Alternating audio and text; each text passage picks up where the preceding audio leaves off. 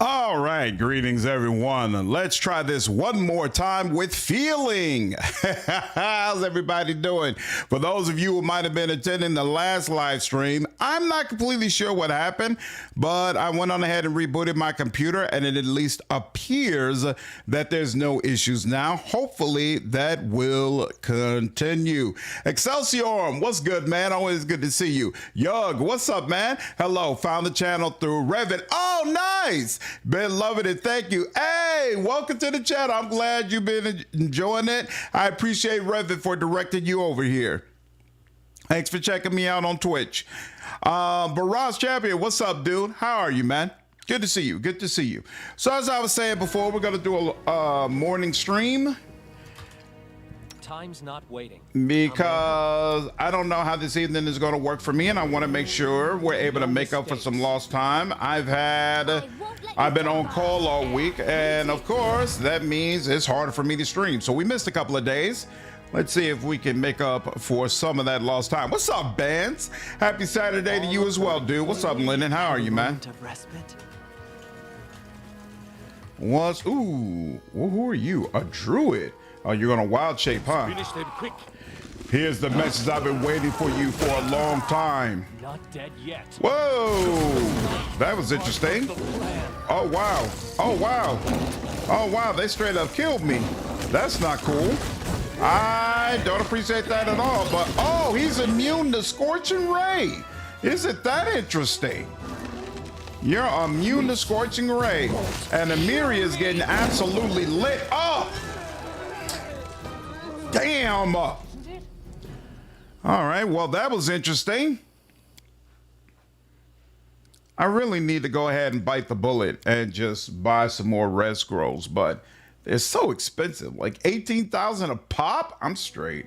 And even if you use the spell version, you got to use a diamond, which is very limited as well. Just ugh. Time to search for the spot to rest. It of course doesn't help that all of my people are exhausted, Time's but not waiting. it was more than that. That was not good. Ooh, I wonder how they like Poison Cloud. We still got to lay poison, right? Oh, you know what? All according to That's plan. also part of the problem. We didn't reapply our buffs. How about we do that? What's up, Ultron? Druids and Outcat games that lore OP. And in gameplay, they're trash. Yeah. This should do it. Okay, so this guy doesn't show up until we start fighting. That's interesting. Let's have the wolf deal with you. There we go. And then all hands on deck, deal with you. There we go. And then all hands on deck, deal with you. What up, Quintek? Feels wrong seeing me live this early. What up, Tito? Time to get Every so often it happens, man. Every so often it happens. It's not often. in due time. And don't let me be able to do this stuff full time. If I could live stream full time, I'd probably start at like 10 and stream from like 10 to 2. Not far. I always get, oh, okay. So there's nothing, no place to go into there. All right, cool. I am always able to get more people when I stream during the day, but unfortunately I got to stream when I can. It is what it is. For the spot to rest. Imagine a droid class where we summon these wood things throughout the game, then eventually we could turn into one. That would be insane. Insane.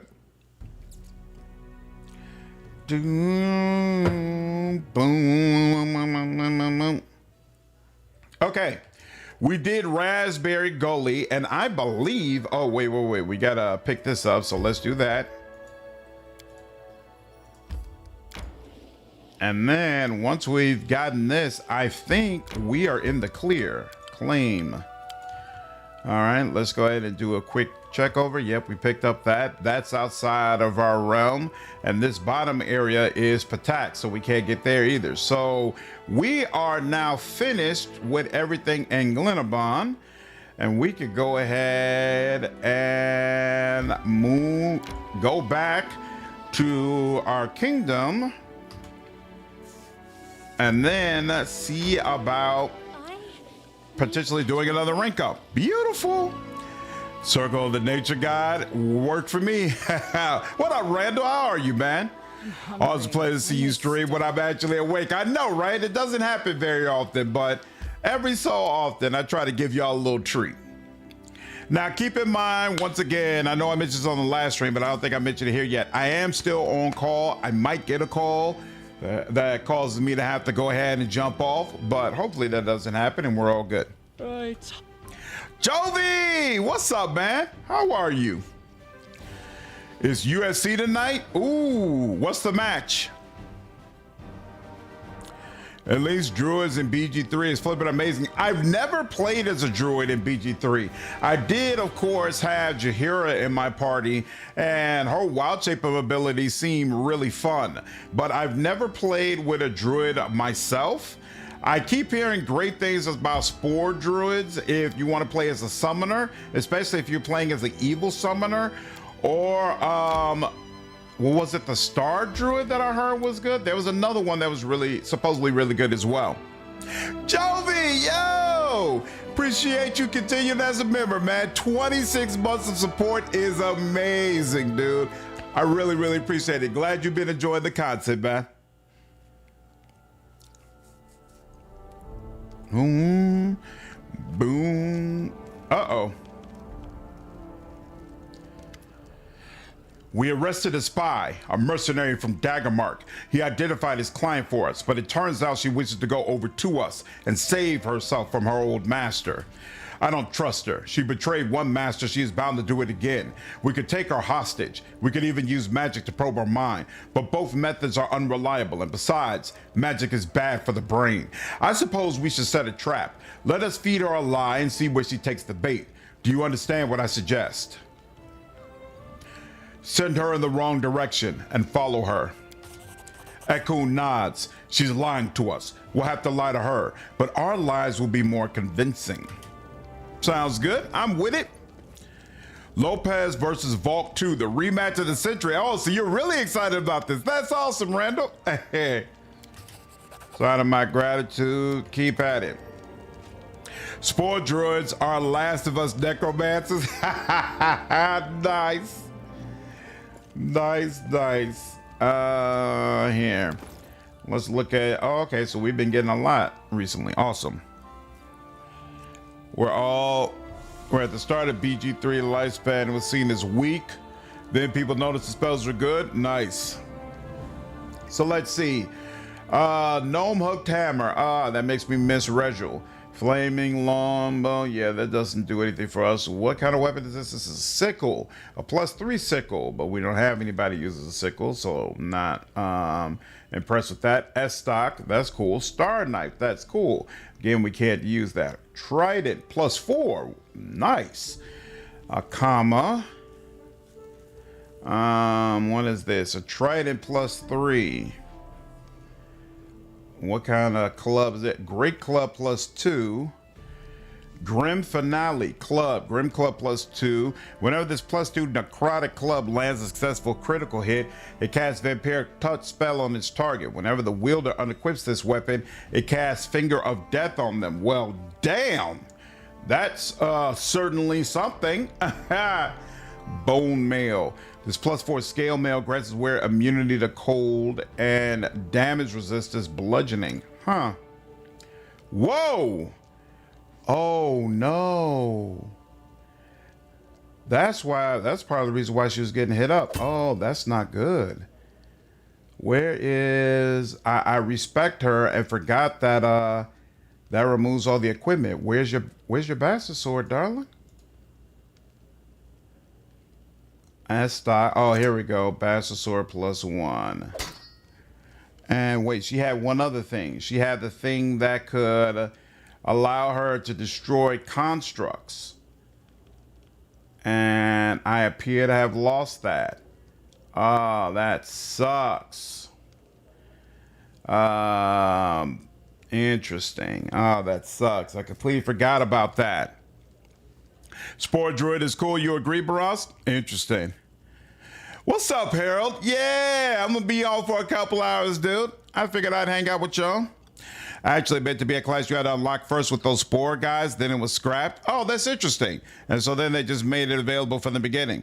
The one thing but don't the spore guys give you something special that the spore druid can use? The one thing I missed in Rogue Trader was the sheer brutality of the Pathfinder games. Get a figurative duel for unequipped item. Yeah, crazy stuff, right?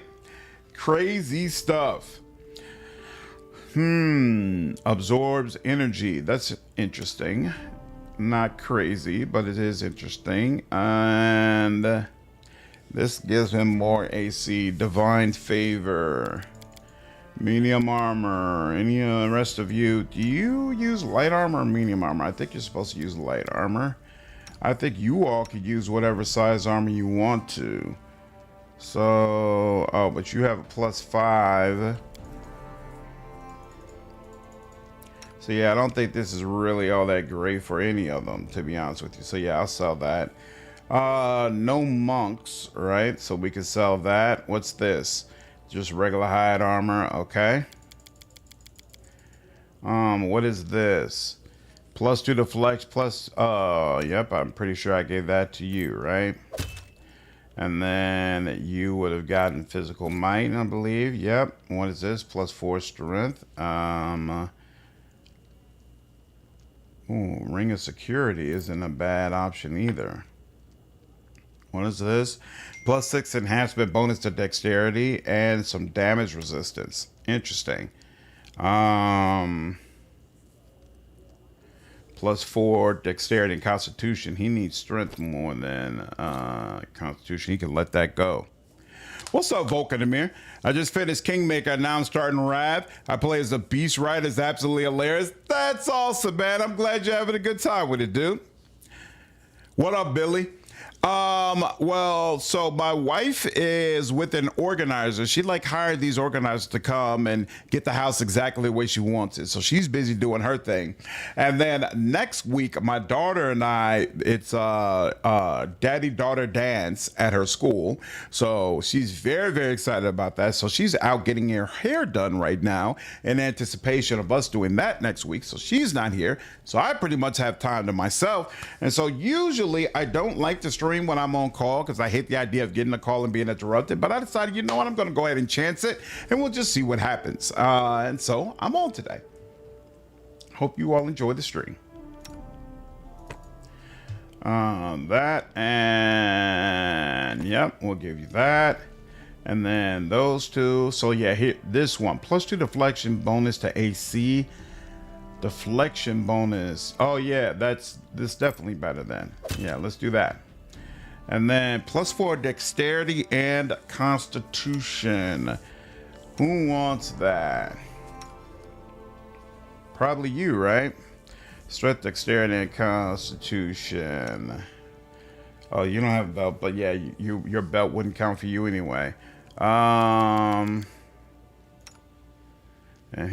what does this do again? Oh, right, it's letting him use 4 more bombs. Definitely important for him. Oh, you know who needs it? Knock Knock. Where's Knock Knock? Here you go. You probably, yep, that's definitely an upgrade for you. And we already know we could keep this. Yep, so we'll go ahead and sell that. Beautiful. Hey, the family, glad everything go well for you, Fab. Yep, appreciate it. No, they did not, but you get a sword in the Underdark. No, I swear there was something where they give you a special summon, right? I swear. Those spores in the Underdark, don't they give you a special summon or something that's really useful, especially if you're a spore druid? So when you do a Miri, if you want some good AC, take the unhindering shield feat. Allows her to wear a buckler while still two-handing. Oh, really? Oh, that's interesting. I have to look at that. Thanks, Al. Oh, you started a Greedfall run, Randall? Nice. Yeah, I did play it. It was cool. It was a cool game, but I also felt like it was kind of unfinished. But it was fun enough that I was looking forward to a sequel. And so I'm definitely excited for Greedfall 2, especially with them deciding to use the Wrath of the Dragon Age Origins combat system. I think that's very, very interesting. So wait. For some reason I thought, what does this give you? Persuasion checks. Okay, so she cannot use this because she needs to have this for dexterity, at least for now, right? Yeah, this is only a +4 to strength and constitution. So you could use this actually. Yep. Every time melee hit or unarmed strike or natural weapon, target takes 1d6 points of acid damage. Cool. Very, very cool. A Mighty Fist +2. We got a Mighty Fist +3 right now, so no, don't need that. And we don't have any other pets, so we could probably let that go all the way around. Oh, she had the Heart of Era, but the problem is the aura that's activated, it's way too large. So it's hitting my companion. So I honestly don't feel like it's all that great for her. The evil guy has a spell that is a Spore Necro spell, but that's only for him. Ah, interesting. What's up, 3? How are you, dude? They gave you a necklace that is, kind of useless. Okay.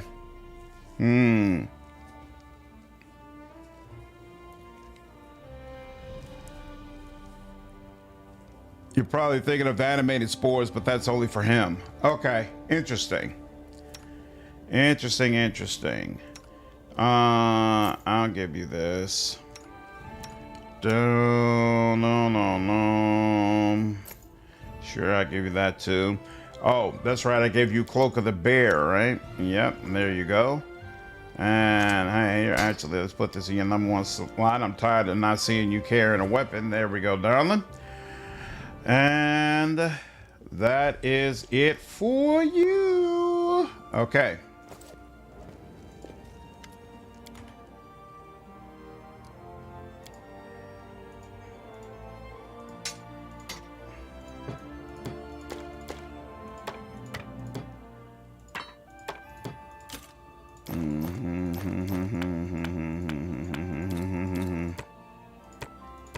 Keep that around just in case. Not just in that, now, the only thing I'm not sure about is whether or not I want... Is there a extinguisher great axe? Quintek, what's up, man? Appreciate you signing back up as a member, dude. Finally hit a year streak. Yeah, here's to the next one. Absolutely. I appreciate it, man. Glad you've been enjoying being here, dude. Are you a fan of Harum, either character or gameplay wise? Gameplay wise, I'm not a fan of him, but I haven't invested very much into him, so I might like him more if I had done so.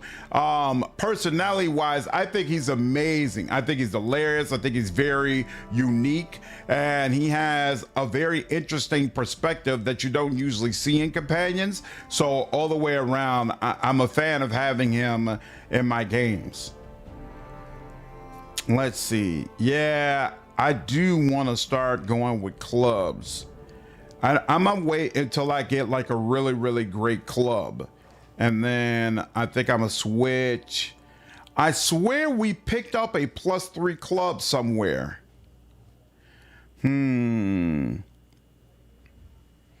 Harm's a cleric. He's fine. Yeah, but he doesn't move me, right? Like, he does his job. And even then, I feel like I have him as a cleric in a way that's inconsistent with the way he's supposed to be.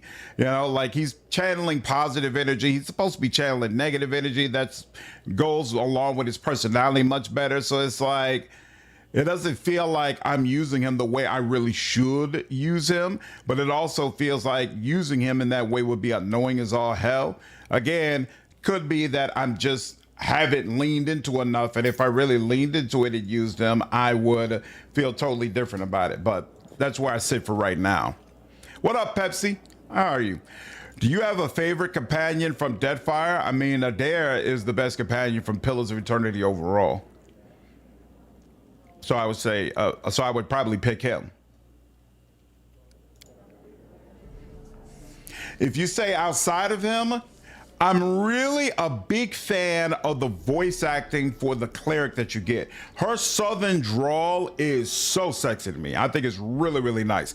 But her personality is just like the content you get for her, even though I do actually like her conflict that she's experiencing, just overall she doesn't really move me from a personality standpoint. Whereas the pirate, his personality is super cool, and I really enjoyed him. Oh, your favorite is Jathal? Jathal is awesome as well. Ragonga needs better maggot skills. Kingmaker did him so dirty with that orc ferocity. Squishy at the start? Yeah. Jithal's your queen. Always use her as a tank. She's the best tank in the game because undead immunity. See, I felt like using Jathal would be annoying because I can't heal her with positive energy, which may be wrong because I think as an Inquisitor, she gets healing powers anyway. And so maybe she would just end up being her own healer and I wouldn't have to worry about, Tristan healing her, but that was what was in my mind. If I would play this game again, I would definitely try to experience it from an evil standpoint.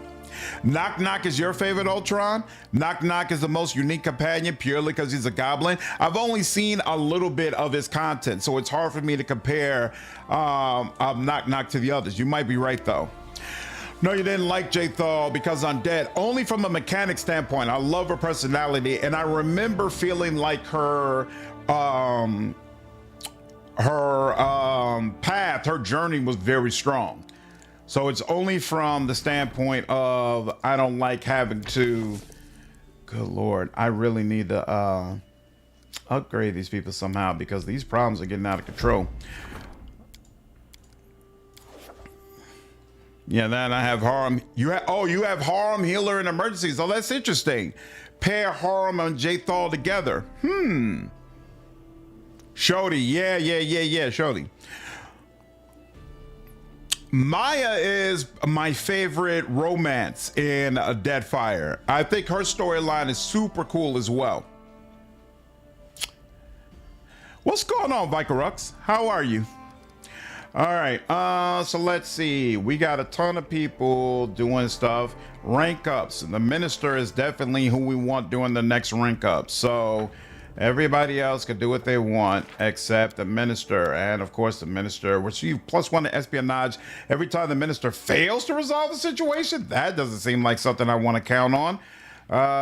Training, nothing I have to do there. Curses are being worked on. Other Aldori fighting school. Ragongar could work on this and it would only take a little bit of days. Okay. I'll go ahead and accept that. And sure, he could work on that. And then Lost Dwarven Knowledge. Storyteller could work on that. Storyteller focuses on culture, right? So there's multiple people who could go ahead and get a level up before him. I'm not really worried about that. So yeah, 150, sure, I'll take it. Why not? 150. And then accept that. And then, hey, you work on some Lost Dwarven Knowledge, sir. And then with that out the way, I believe just about all my people, are in projects, except my curator. My curator's sitting around with nothing to do, but nothing's perfect. I don't think there's anything else I could get him into. We could do some of these region upgrades, but I don't want to get into that yet. So rank up it is. Let's go ahead and do a quick save first just to make sure. Do you think Rogue Trader has weaker companions compared to the Pathfinder games? Yes, I do. It's one of the few things that I don't like about Rogue Trader. I do feel like there's not as much effort put into providing companions with content and fleshing them out compared to the Pathfinder games. I think there are some companions in Rogue Trader that were really done bogus, like Argenta. I think Argenta should should have had way more content than she ended up getting. I think you get Marzai way too late to really put him into the group the way that I would want to, and I think that's a shame because in my opinion, out of all the companions you get, he is the most, he has the best voice acting. Abelard is great from a content standpoint and a voice acting standpoint. I do not like his arc. I especially don't like his final quest, and again, I just don't feel like he gets enough content. Whereas when you look at the Pathfinder games, there's a couple of people you could say, like in Kingmaker, could have used some more content, but I still feel like in Kingmaker they did a stronger job, and definitely in Wrath of the Righteous, I feel like all the companions got a really, really good shake, and all of them have interesting things going on. They don't all go through full character arcs. Like, for example, Greybord doesn't really have a character arc, you know, but they all have enough content there, and there's enough of a core there where I feel like the game pretty much does right by all of them. And so that's definitely something that I'm hoping Owlcat improves upon when it comes to Dark Heresy, focusing more on the companions and making sure all of them have fully fleshed out quest lines and character arcs. 1000% Rogue Trader has boring companions. I don't feel like Rogue Trader has boring companions. I feel like they have companions that aren't given enough, that aren't like, there's no companion that I look at and I was like, this companion is trash. They never should have done them to begin with, right? But they're just companions and I look at and I'm like, they didn't do enough with what was provided here. Look at Dark Heresy's companions, just based off the races, they are better. You know, I never felt that way, but part of the reason for that might be because Rogue Trader was my first introduction to Warhammer. And so I didn't come in with a whole bunch of expectations about what races would be available to me. And even now, I know a lot of people are excited about the crew. I don't know anything about the crew, so it doesn't wow me to have a crew party member in Dark Heresy the way it seems to be for a lot of other people. And then for the other Xenos companion, well, he's Aldari. We had an Aldari companion in Rogue Trader. So as of right now, I don't feel like Dark Heresy is like this crazy step up from Rogue Trader as far as races that are available. Current team is Jathal, Harm, Ragongar, Lindsay, and Canera. That's interesting. That's a team I've never run around with. What's up, Ryan? How are you, man? You played Kingmaker as an Eldritch Scion Magus and you kind of regretted it? Why? Why not just make her an anti-paladin that heals herself and big buffs or smite? That's definitely a possibility. I hadn't even talked about that. I hadn't even thought about that before, but that's a good call out.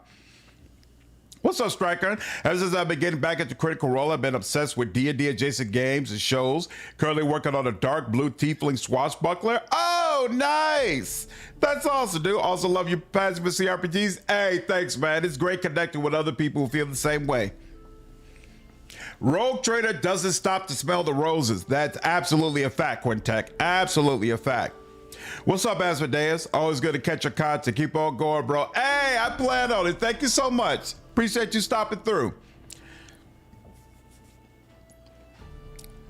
I like how the companions were limited by what I feel like the companions were limited by what GW would allow. Crospus, I don't agree. And the reason that I don't agree is because I feel like the DLC companions are better than some of the base game companions, which says to me the problem was Owlcat. Like Cabela, I just did a party member ranking. Cabela is the #1 companion in the game to me.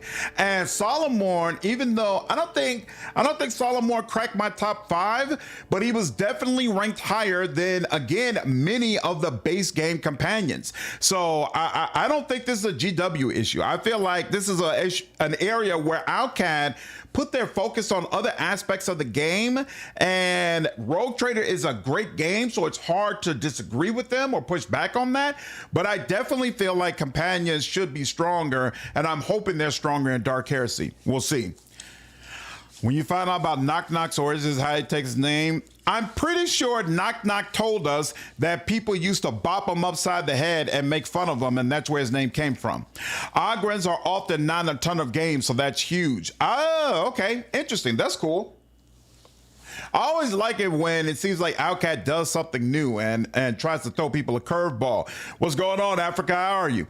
Is Kingmaker better than Wrath of the Righteous? Personally, I think Wrath of the Righteous is better than Kingmaker, but Kingmaker does some things that are very different from Wrath, and in some cases, in some areas, that makes it better. Thematically, I enjoy Kingmaker more. I think Wrath is better from a mechanic standpoint, and I think its companions are stronger.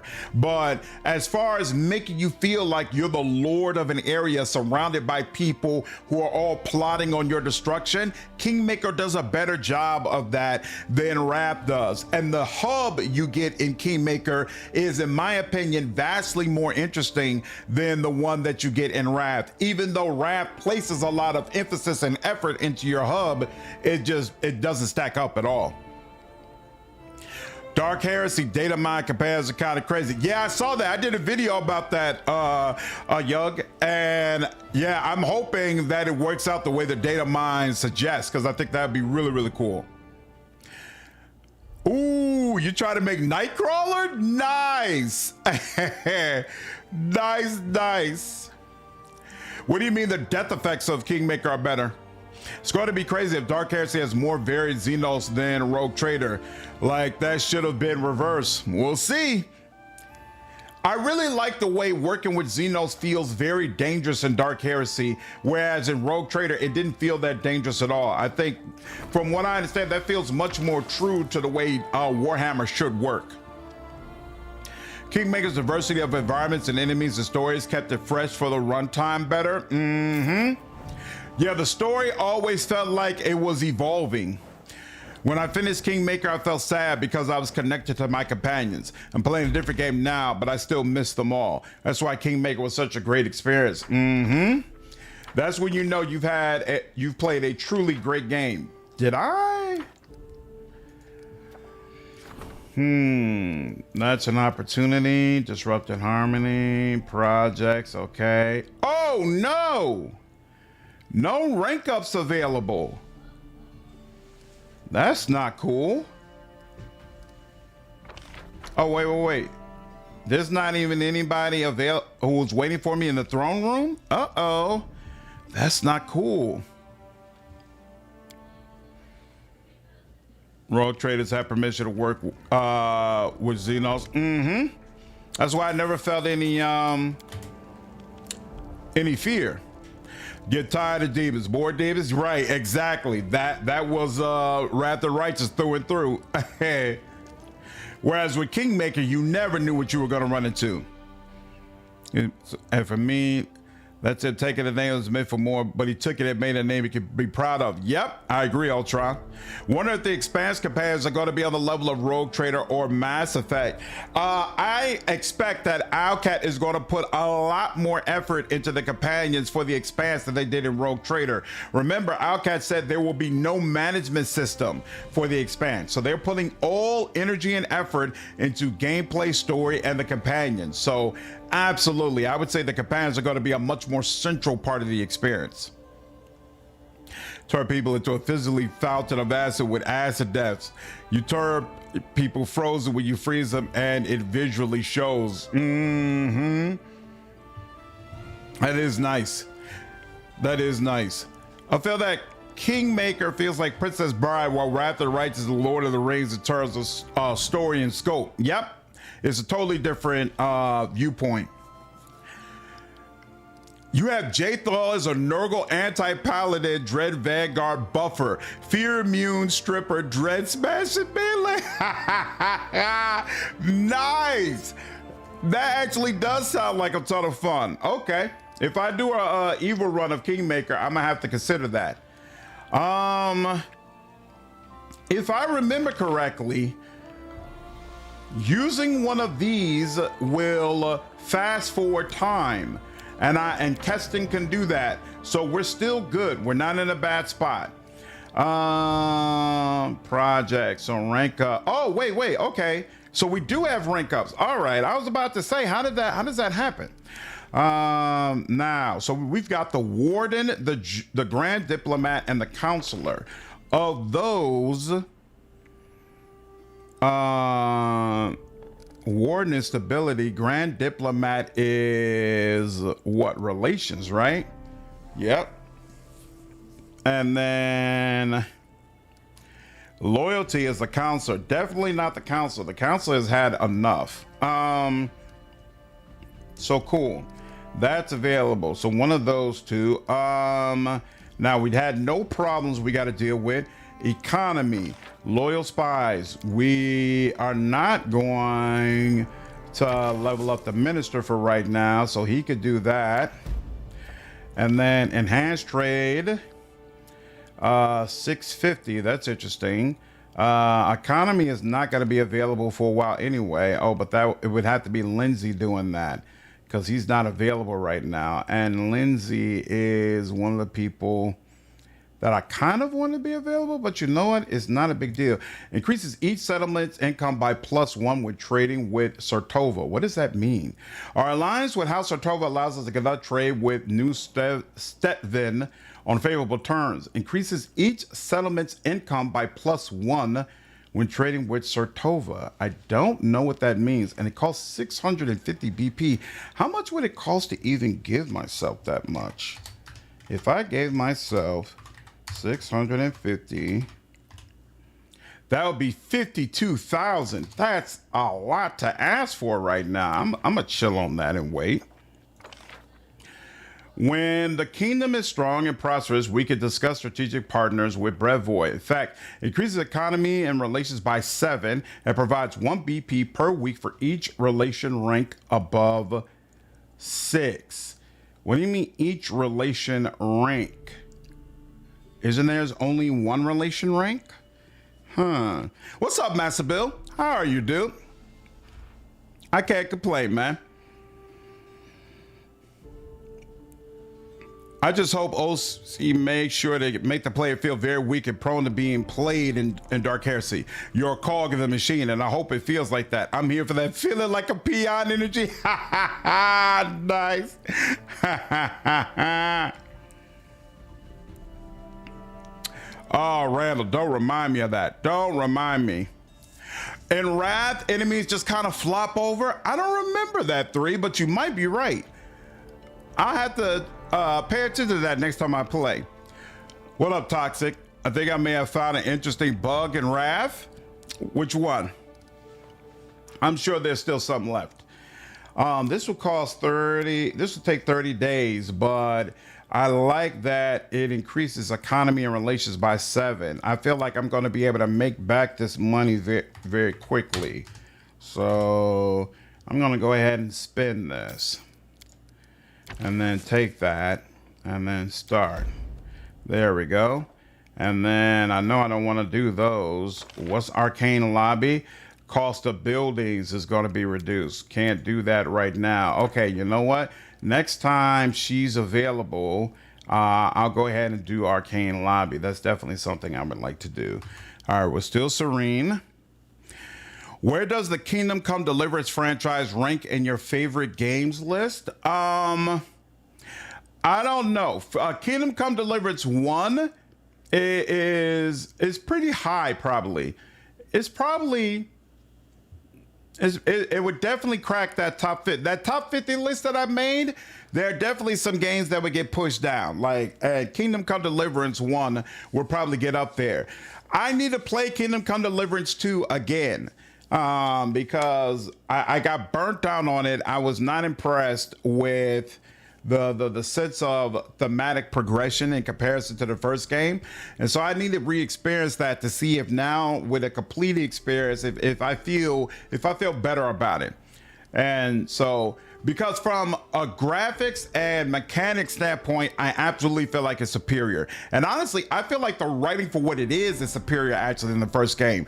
But that sense of progression was so incredibly strong in the first game, and I felt like it was completely lost in the sequel.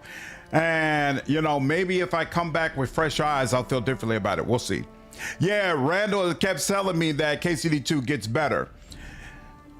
So we'll see. We'll see. I definitely plan to play it again. I might not play it on stream. I feel like I have an audience that just has very, very little interest in KCD2. Like when I did those streams of it when the game first released, they did not do well, particularly well at all. So that might be something I have to like kind of do on my own, and then maybe I'll make a video about it at some point.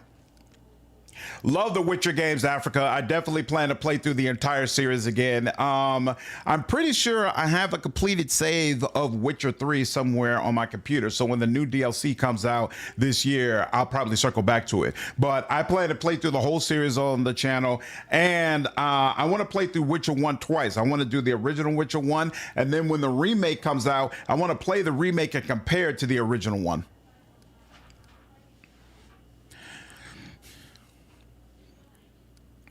Was just watching older vid. Didn't know you're alive. Hey, what's up, Spiraling? It's good to see you, dude. Yeah, I decided to jump on for a little bit. Glad you caught me. Hope you enjoyed the vid that you saw. Let's see. I want to go ahead and rank up, and I think it makes the most sense to rank up the Grand. Oh, all right. So they said that she was available, but she's actually not.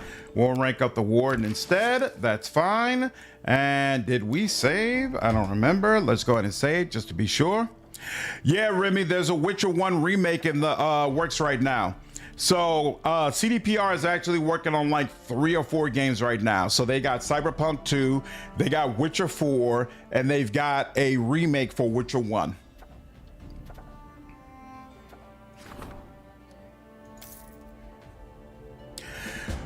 Definitely. Ooh, rank the stats. Beautiful. Definitely have a preference for character created games, but KCD is so hyped up. I'm curious. Me too. I absolutely prefer when games allow me to create my own character, but KCD is just well worth it. If you haven't experienced it before, definitely recommend that you go ahead and give it a try. Guard headquarters. Varnhold has suffered enough. Make the region's safety. For any problem that can be resolved by the warden in this or any adjacent region, roll 2 checks and pick the best result. Ha. Isn't that interesting? All right. Let's go ahead and close out and see what the deal is. Did CDPR say the Witcher 3 DLC was real, or is this just people listening to leaks and rumors? I don't remember, but not only did the leaks come out, but then also CDPR kind of like said things surrounding the leaks that made it obvious they were basically true. So I don't think they came out directly and confirmed, but at this point it's considered to be fact. It's not a situation where people are on pins and needles wondering, hoping that it's true, but not sure. It's definitely true. They're coming out with more DLC for Witcher 3. I played Witcher 3 like 4 times, never finished it because my quest log got too flooded. Yeah, there's a ton of things to do with Witcher 3. If I play again, and there's no if I'm going to play it again, when I play it again, I'm going to do everything that's in that first region. But in the Skeleton region, I'm not going through the waters and picking up all that treasure. It's just not worth it. It's so freaking boring. I hated that section.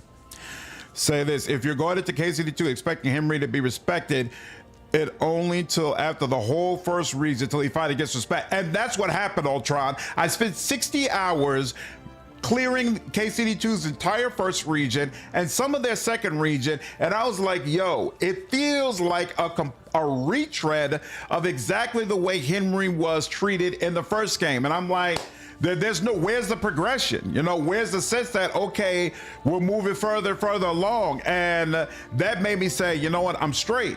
I'm good on that. But Randall has told me a ton of times, and it seems like you're saying as well, that I quit right at the time when things would have gotten better. So I'm gonna go back and give it another whirl. Your Highness, a decision has to be made regarding the bullets that inhabit one of your regions. The guard and a local hunting club seek them out and kill them, as they should, but the scholarly community of the kingdom has objected to this. Some zoologists has declared that these bullets are a rare species or subspecies. Long story short, they only live around these parts and nowhere else. Your Highness, the scholars ask that we take these lands under our protection and outlaw the killing of these bullets. However, I firmly believe that the beast should be eradicated. The safety of local peasants outweighs other concerns. Such beasts have no place in my lands. They must be eradicated. Krista gives a short nod. The guard will hunt them down. Any who volunteer to help will be rewarded.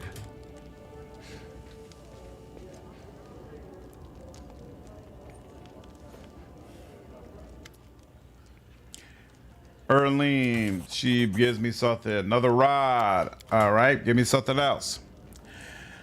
Skellige Waters in Witcher 3 are basically a savings account. I only go there if I need cash. Exactly. That's exactly the way I'm going to treat them. Ooh, Thaumaturge's Cloak.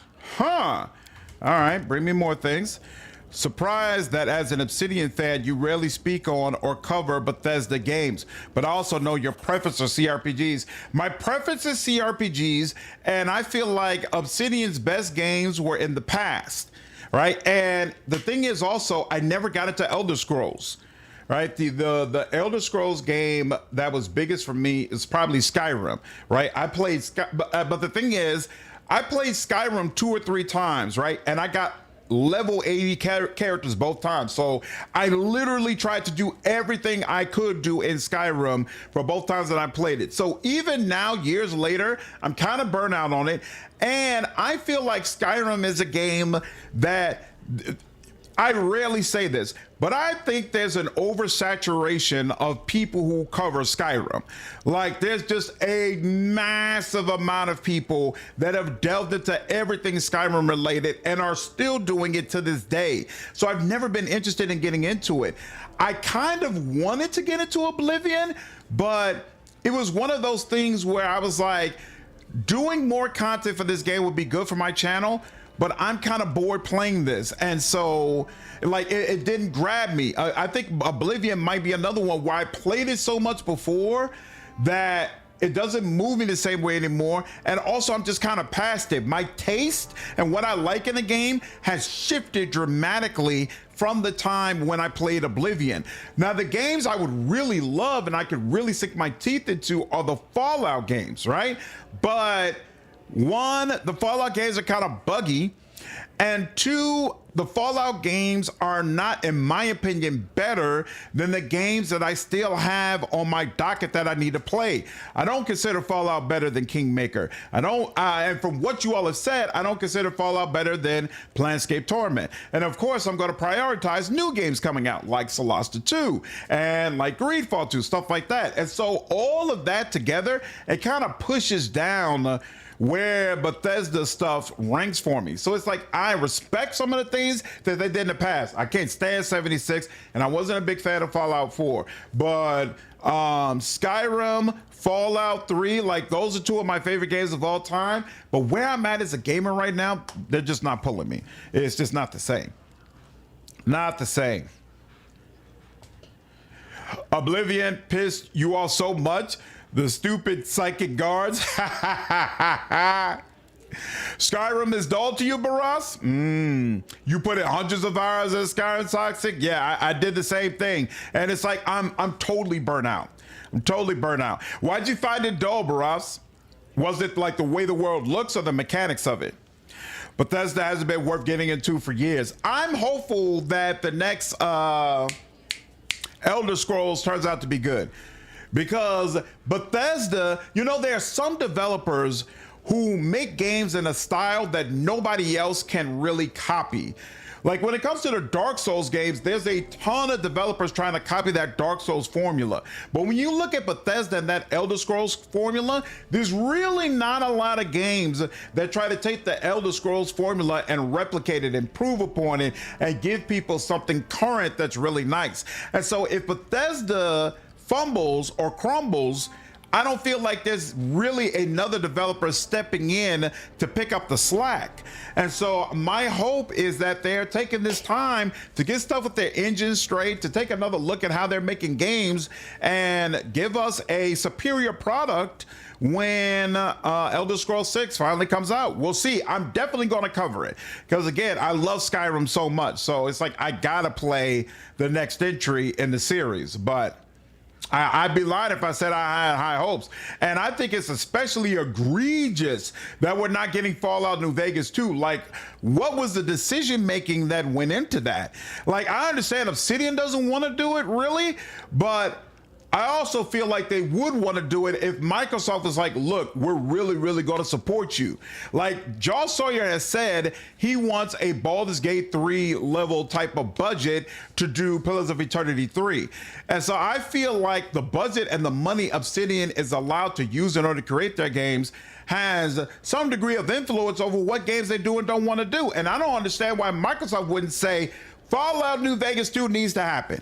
And if that's going to be a AAA game, then that's going to be a AAA game. Like it's obviously going to be a cash cow.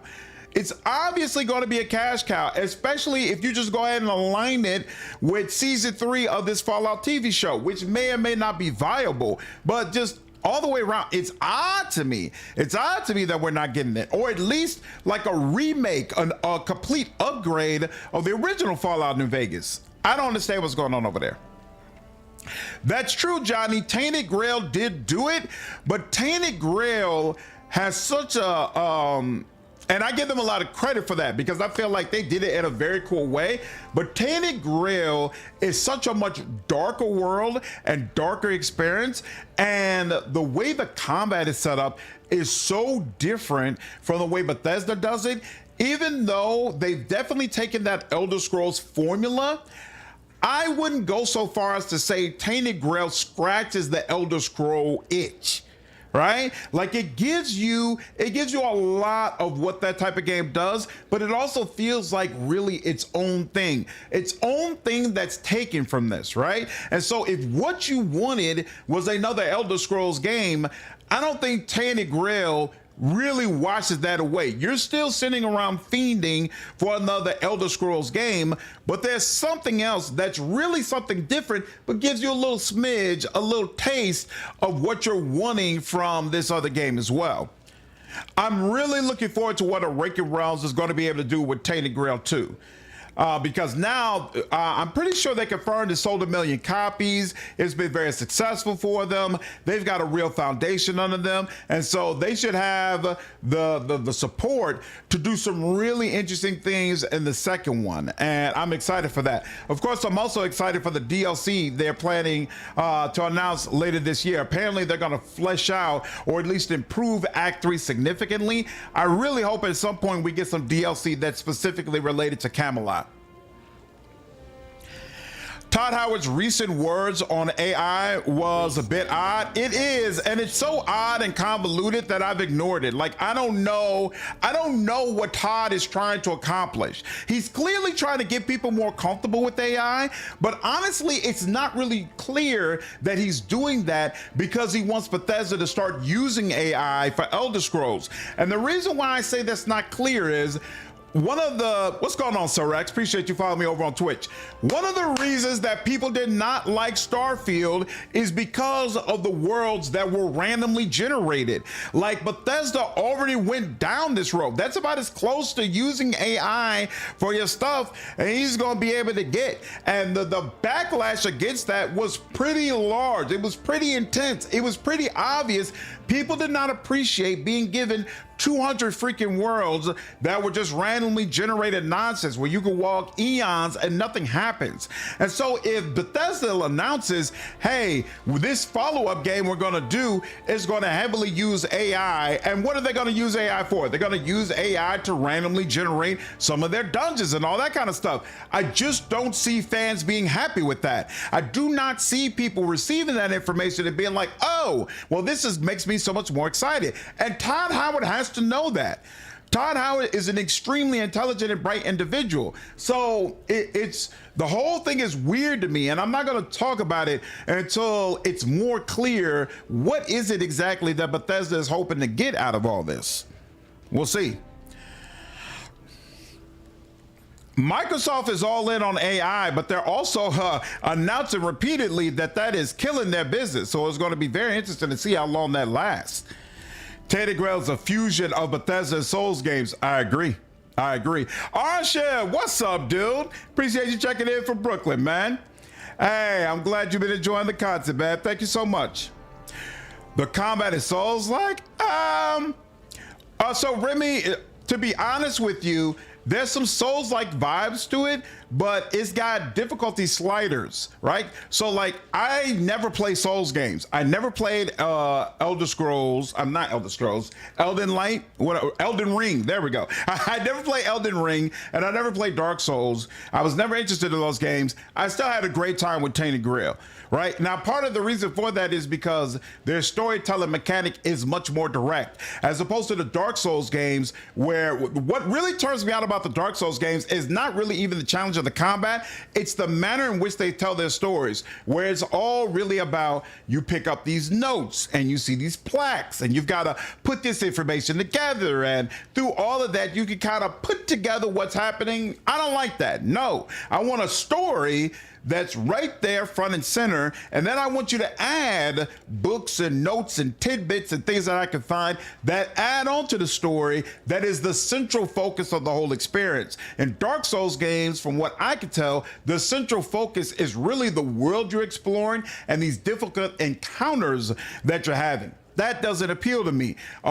Tainted Grail is constructed as a type of game that appeals to me much more. It's focused around, hey, we have a story. The story is right front and center. It is at the forefront. And then in addition to that, we have some cool, difficult encounters for you to get into. And you've got a wide variety of different mechanics you can use in order to engage in that content. So it's definitely got Souls elements, but I would say that Tainted Grail is probably less of a Souls game than something like, what's the Pinocchio game that everybody raves about and feels like is a really good like Souls-like, something like that. Like I feel like it's not the same as that, or it's not the same as like a Bloodborne game. Elden Light is alcohol-free version. Questline games has potential to be a major player in the industry in a few years. What does Questline games make?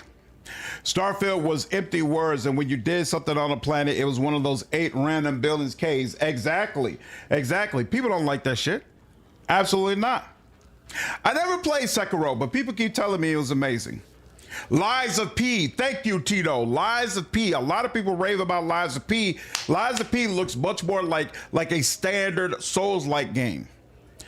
Souls game, a bunch of story and lore, but you're right, it's presented in an indirect way. I want my story and my lore presented to me in an indirect and direct fashion. You don't get story and lore in direct fashion from Souls games. That doesn't appeal to me. The atmosphere is immaculate. I can tell that just from seeing the trailers. What's going on, Vindatron? How are you, dude? Gwilla Moore, what's up, man? I just replayed Dark Souls recently. It was really good to go back. Nice, that's awesome, dude. Bethesda's strength is big worlds with detail everywhere you explore. I 100% agree, which means, and it's important that the detail does not feel random. Like in Skyrim, everything feels like, hey, it has a proper place.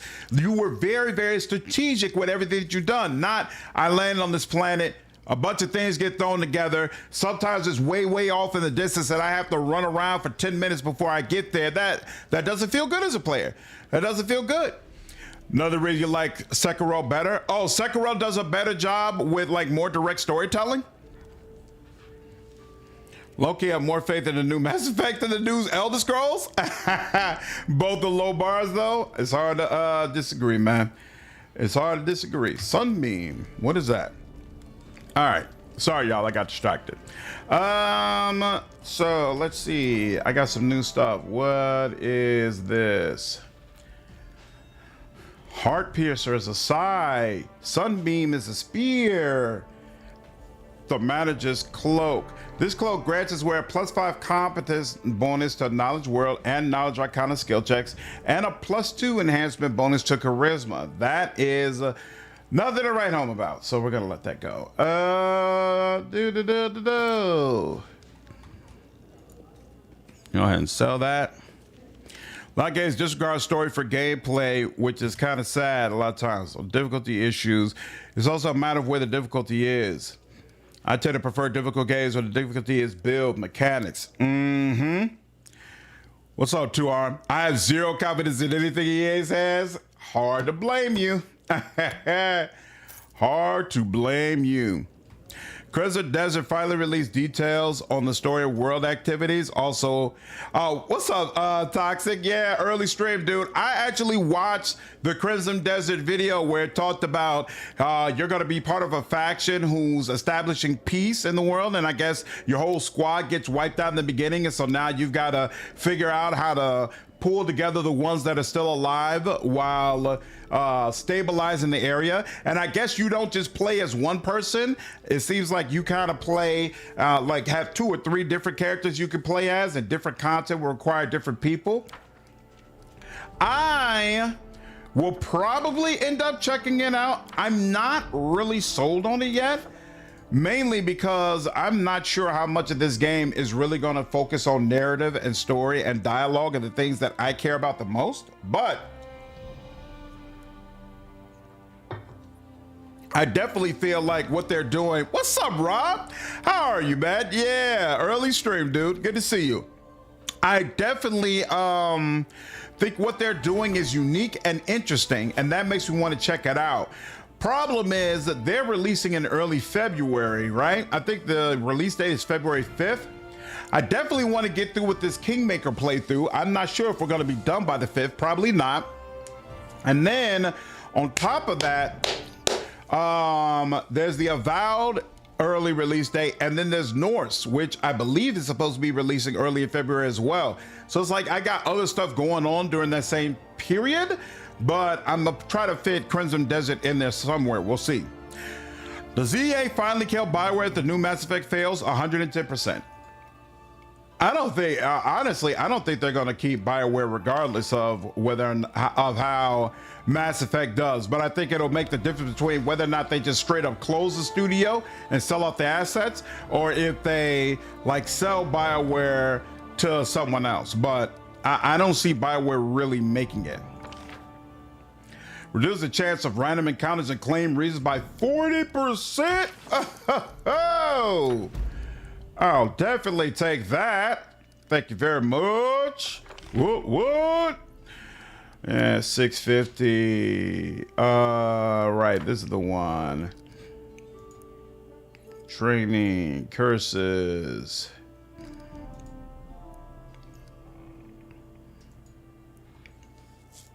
Um, 13 days to solve, I guess. And yeah, you're definitely not gonna be the one dealing with this, so we'll put you there. Because it does seem like such a mishmash of different systems. Exactly. I hope it works because it looks amazing. It does look amazing. 4K 60 native, sure. Tweak all the settings, but we want to show you. Should be able to stand on its own lines. Interesting. Okay. The game from a visual standpoint is extremely impressive. There's just no doubt about that. No doubt about that whatsoever. Training, I don't care about. Curses, other regions. We're not gonna do regions. Well, we gotta rank up these. Counselor, I know I don't need. Treasurer or regent. How's economy? Okay, so it's regent that needs. Yep. Okay. Well, I'm good with that. Let's go ahead and do a save. I quit playing Elden Ring halfway through. Here, hold on 1 second. 100.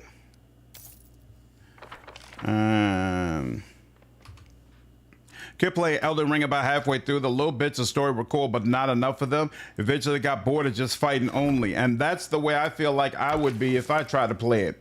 I don't think it would hold my attention. They can make all the system works together, they have a banger, but if one is lower than the others, I think it will cause the issue of flack from the community. And that will be the question. That will absolutely be the question. Regions. Fish Farm Village. Sooner or later, we'll start doing these. Let's see who shows up in the throne room. What's up, Artai? BioWare was the king back in the day. I agree. I mean, BioWare is the first studio ever that I really had loyalty towards. Before, didn't have loyalty towards specific studios. Isaac, by the gate there, a man who survived the ambush. He's a nobleman from Brevoy, whose caravan was waylaid by bandits. His companions were all killed, and he's very lucky to be alive himself. It was Davor the Grey who arranged the ambush. As I said, he should have been put in jail immediately. The Brevin wants us to find the robbers, and he has every right to make such demands. But then his business sense prevailed, and he asks us to compensate his losses. Now this I consider most arrogant. We cannot be held responsible for his caravan. It's Davar that owes him, not you.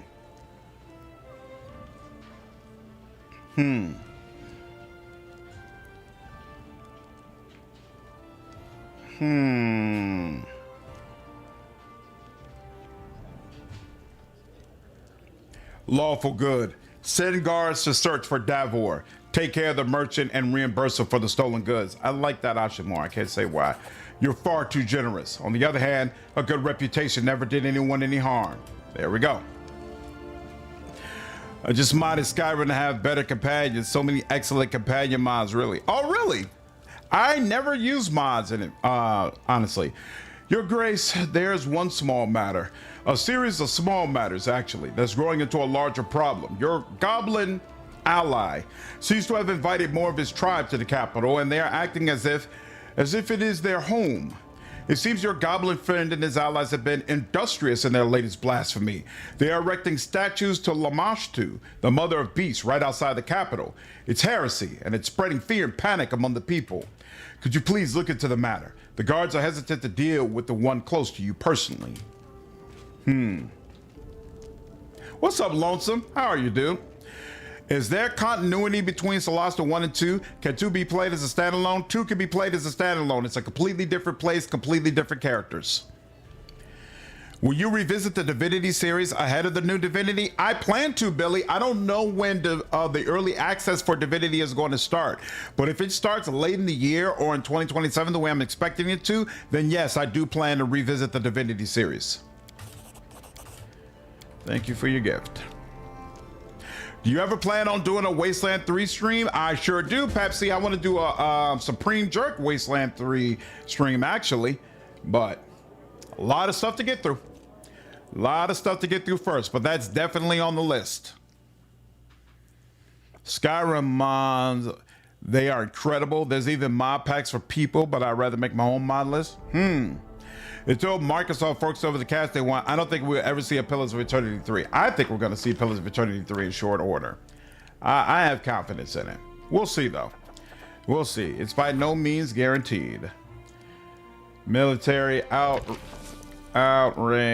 There we go. You could deal with that. Mineral Spring. Nope.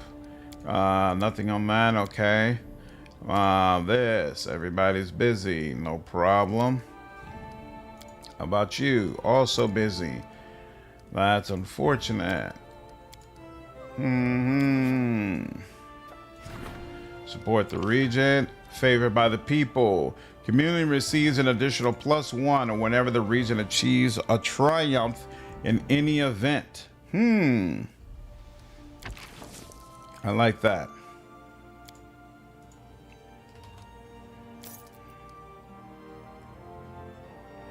Is this the region one? Hopefully not. Yeah, no, this shouldn't be a problem. There we go.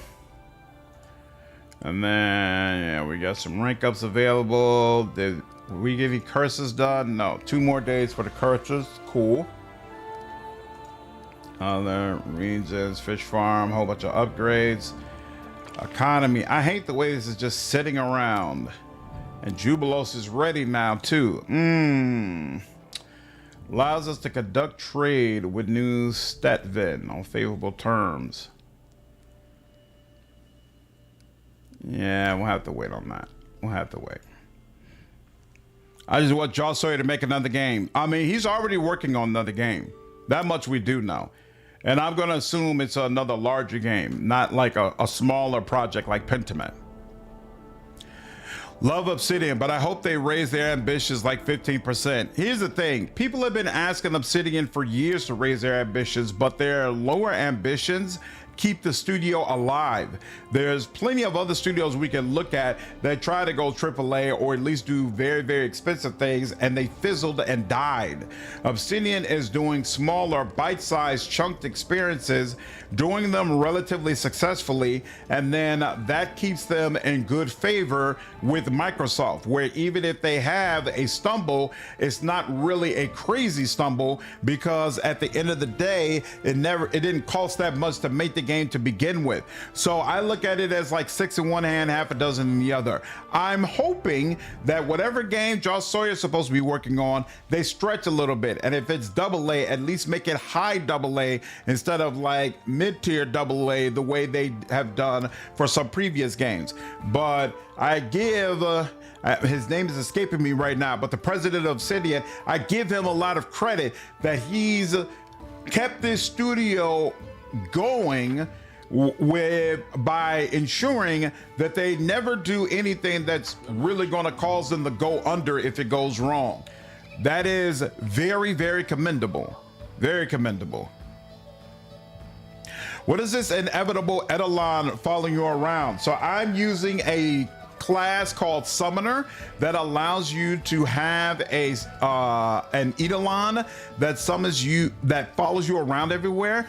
Eidolons can come in different flavors, so you could have like a demon Eidolon, a devil Eidolon, a protean Eidolon, which is what I started with, but I switched over to the inevitable Eidolon because it's much more sturdy on the front line, and I've been really, really happy with it. Also with the protean, it focuses on dexterity, and so that's how it tanks, but with the Eidolon, it's focusing much more on strength, and that way I get different evolutions. So evolutions are things that the summoner can add on to the Eidolon in order to make it more powerful.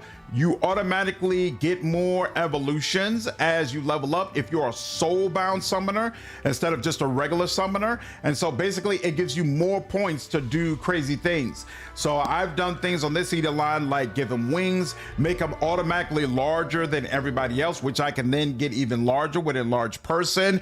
He gets 9 attacks, you know, and so I've got a bunch of evolutions on him to make him really, really, truly a powerhouse. And then even though his AC isn't crazy, I put blur and some other things on him to give him more survivability and ensure that he can stay on his feet. But I hate not being able to romance Argenta and Road Trader.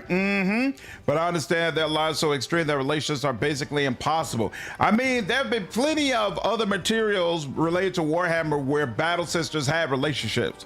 So to me, it's just odd that Argenta didn't get one. Some people felt like it was Games Workshop that prevented Outcat from doing that, but I don't think Outcat ever said that. What up, Sunlight? How are you? What's up, Michael? I wish these mods were on console. Yeah, I know, man. I know.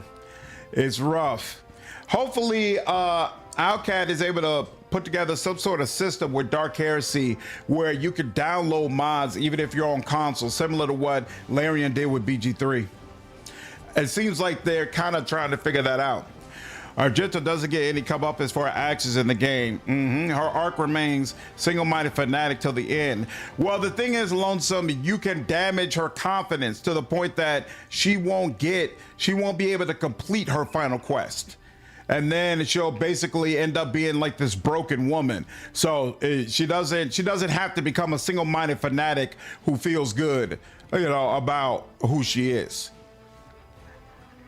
What's up, Lordrin? It was mentioned somewhere that GW had some part to play, but also the people writing Argenta didn't want to. There we go. Okay, that's what I figured. Well, all true. They got to budgeted some romance for brother. Billy, Josh Sawyer has been on record that he has no interest in romances in his game, doesn't feel comfortable with them, so I wouldn't expect that at all. And you could kind of tell that romance was not an area of Deadfire that they put a lot of effort into. I was wholly dissatisfied with what was provided. And frankly, when it comes to romances, I would prefer that if you're not going to do it right, just don't do them at all. I don't like halfway romances. Games Workshop is anti-goon. Interesting. I heard your tribe is building shrines to Lamashtu near the capital. Yes, be praised, oh mother of beast. You want to pay respect to her? I will show you. I guess I have no choice but to visit those shrines. You'll like it, promise. I should go. Goblin clearing, interesting. The issue I have with it is that Argenta was passed over for earlier Acacia based game, which both were kind of meh in my opinion. They definitely could have, actually no, for both of them I agree. Argenta romance would have been way more interesting. In both cases, you can sit and then knock knock. What's your deal?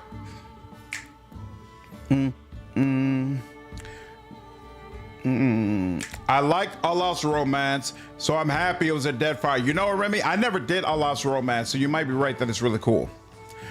What would you call the Expanse a jump off for Owlcat? AA? Yes, I believe Expanse is AA. I don't think it's a AAA game. No offense to Draw Sawyer, but he needs to hire someone who's comfortable with it to do it. The thing is, like, romance is kind of all encompassing. If you have a character, Bioware has talked about this before. When there's a character who is meant to have a romance, it touches a lot of other aspects of who they're supposed to be. And so it's not a situation where you could just write a romance for a character and then nothing else about them changes. Like when romance is done well, it has a significant overall impact. The companions of the Pillars of Eternity games are in general very, very good. I agree. I agree. Do do do do. There we go.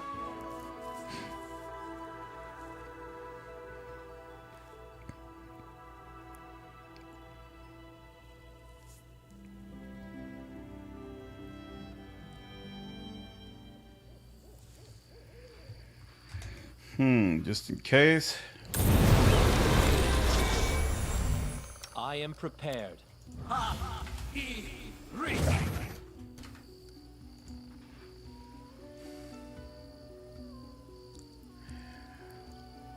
Yeah, damn. I agree that the Expanse is damn good looking, but yeah, I don't think the Expanse is AAA.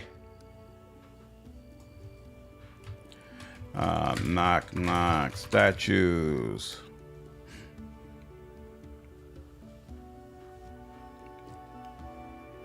I agree, Baraz. That's part of the reason why I like Wrath of the Righteous. Wrath of the Righteous has a very slow burn when it comes to romance. And the really cool thing about Wrath of the Righteous is you could be in a romance that is weak. Like there are some characters you can go the whole game and finish the romance, and then at the end it'll say you all never truly trusted each other, or things of that nature. Like there's romance with a character, and then there's like true love, soulmate type stuff, which is way harder to get. And so I think some of those romances with like Winduog or Camellia felt very, very satisfying when y'all were like clearly completely locked in.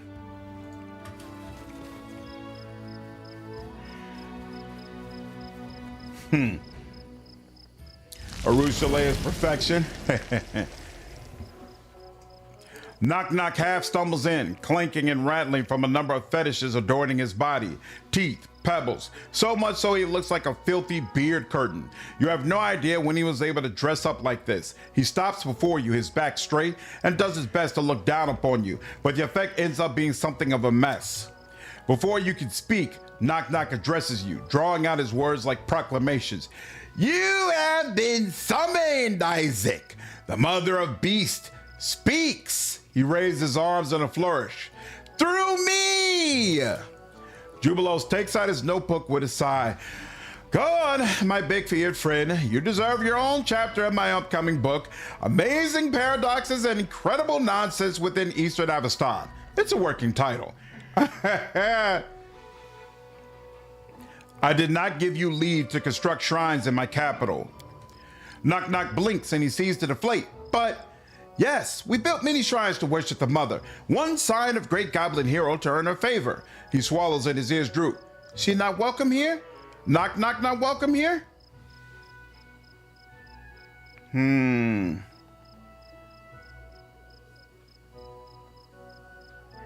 Lawful neutral.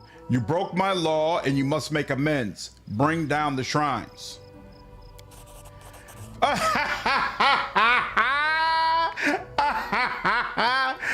Gandaya says, thank the gods. But, Knock Knock looks down, tears in his eyes. I just wanted to be a hero. So is Knock Knock gives you a faint nod, then trundles off, his costume trailing behind him and leaving small bits on the ground as he moves. So if I don't let him make these statues, does that mean he'll never become a hero? Building shrines is fun. Destroying shrines be fun too. A crude shrine of Lamashtu, the mother of beast.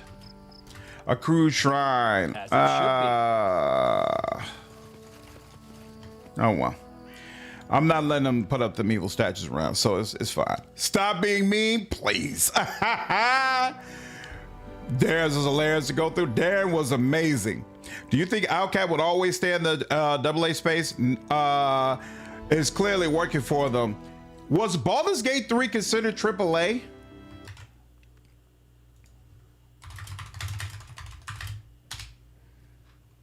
Baldur's Gate 3 is considered a AAA quality large-scale RPG developed by Larian Studios. It is often described as a AAA indie game due to its massive budget. So how much money is a AAA game? And I'm pretty sure The Expanse, Osiris Reborn, a AAA game. I'm pretty sure it's not. Yes, it's being developed as a AAA and it's the first such project from Owlcat. Is it though? How is this made by Owlcat?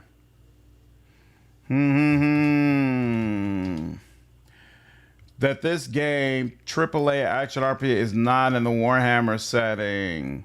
Yeah, I'm not sure that it's actually AAA. Yeah, 2R, and people will come up with anything. I have to ask that. I have to ask somebody. Oh, wait.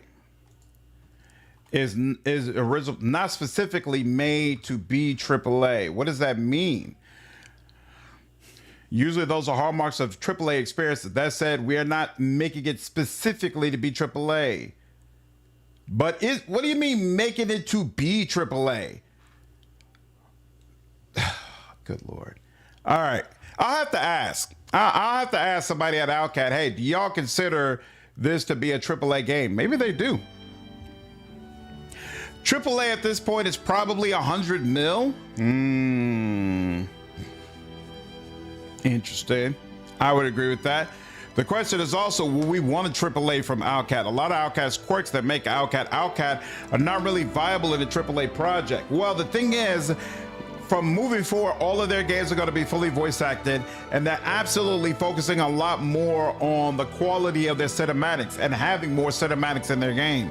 So, like, I mean, just being straight up, they're never going to make a game like Kingmaker again, most likely. They're never going to make a game like Wrath of the Righteous, most likely. That doesn't mean they can't make great games. They could possibly make games even better than that. But like, if they made Wrath of the Righteous now, it would have full voice acting and a lot of those scenes would be fully cinematic. So the money and cost increase is going to increase as well. This just is what it is.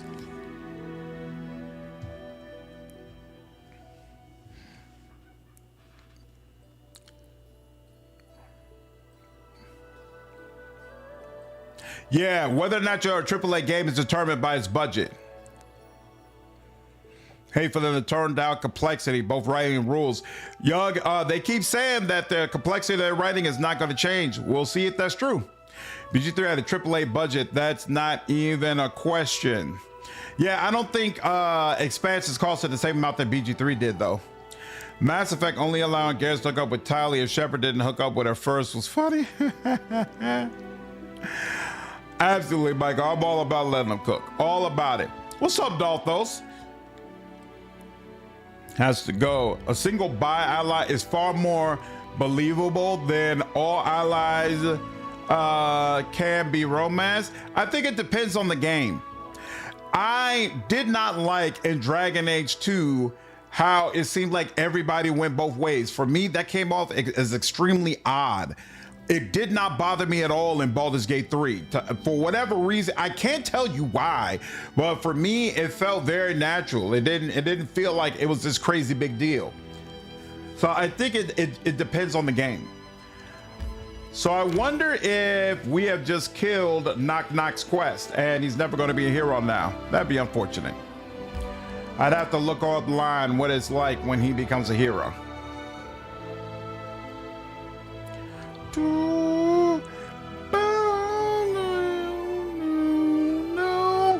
All right, so we check with Knock Knock, and then actually let me check my journal again to see how much time we have before the next Bald Hilltop run.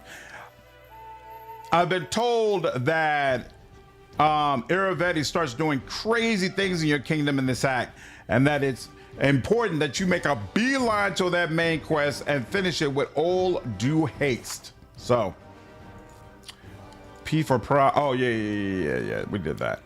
51 days. Okay, so we got a little bit more time.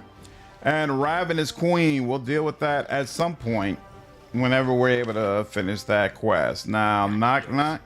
With ears. Come on, let's go. Didn't know I supported a bully. Stop it. Should have had a few other points towards hero. Okay, nice. One of Knock Knock's ears perk up as you approach. He affixes you with a single eye and waits. Are all the Lamashu shrines down? Knock Knock's ears droop and his eyes fall. All down. Easier to knock down than where to build up. He glances around. I hope Mother not upset with me. With us. If so, Worried Beast will find us. Knock Knock nods slowly, but his face is still downcast, staring off into space. As if on cue, his belly rumbles, almost sadly. You decide to leave the matter alone. I should go. You'll be all right. I'm not gonna have evil-ass statues roaming about on the edge of my town, scaring my people. Hopefully I do have a few other points towards Hero Lord, and we'll see. We'll see how it works out. Regardless of the quality of individual romances, the mechanic itself sells copies and creates a lasting fandom for characters. But the problem is you have to be comfortable with that content. And there are some devs who clearly are not comfortable with it. Joel Sawyer, he had like a 20-minute video where he made it clear, like, yo, I'm not with it. I'm just not going to give you what you want because I'm not comfortable with it. And that's fine. That's fine. I'm all about devs doing what they can feel pride in. He clearly feels like it's cringe. And if you feel like it's cringe, then don't do it. Don't do it. Don't do it, and don't halfway do it, you know? Main thing I dislike about romance options is so often devs will lock good character development. I hate that, and I agree. I hate it when you can't really get to know this character unless you romance them. Like, the gaming industry, it lacks party members with good romances, but to be honest with you, it also really lacks party members with good friendships as well. Hello. Oh, look at you, pretty girl. You like your hair? Yeah. Hello, guys. Girl, back up. Yeah. So everything went smooth? Yeah. Awesome. Okay. All right. I'll be done in a little bit, and then me and you and your mother will go out and do something. Okay? Silly girl. All right. Love you. All right. Be good to your mother. She's tired today. Okay? All right. Okay. All right. Sounds good. Put your stuff up. Love you, darling.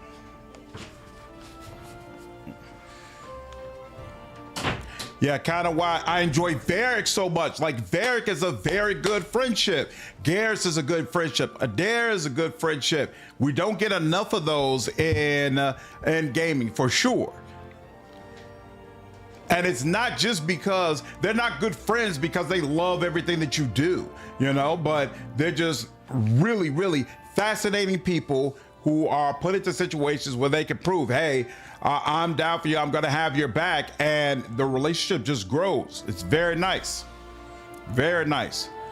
What's going on, No Grow? I love the non-romance Jenny relationship in Dragon Age Inquisition. I wish there were more friendships in games. Jenny. Oh, are you talking about Sarah? Is that what you're referring to, the elf? But Hero Knock Knock, you know, can't please everybody. Platonic closeness over romance in games. Yeah, I mean, Varric is one of my all-time favorite characters, and so is Garrett. Garrus. If you could create a character who makes me really feel like we're close buds and friends, that could be awesome. Frankly, I like Isabella a lot as a romance, but I like her equally as a friend. She's a great friend to have. You know, it always comes off as a lot of fun, always down for a brawl, hilarious banter with other people. Like, that's another one who I felt like she was done really well.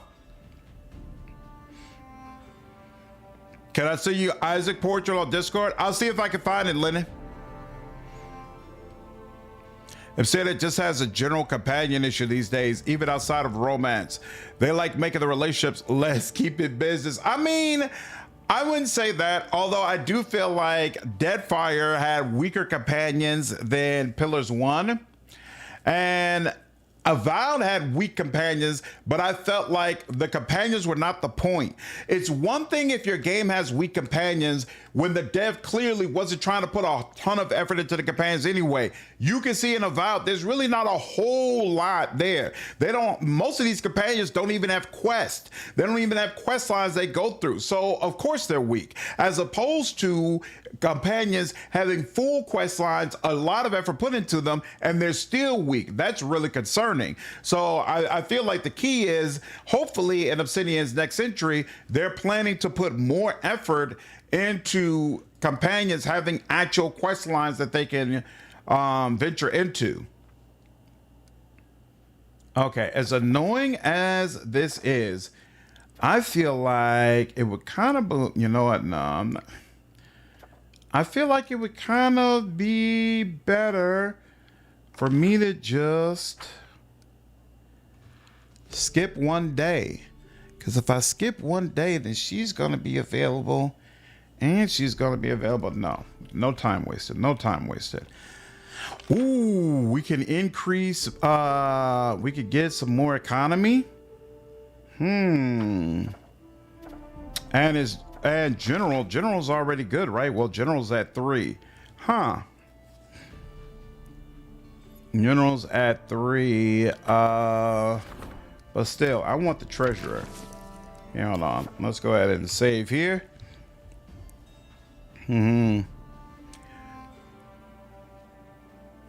Outer Worlds did a great job with Parvati.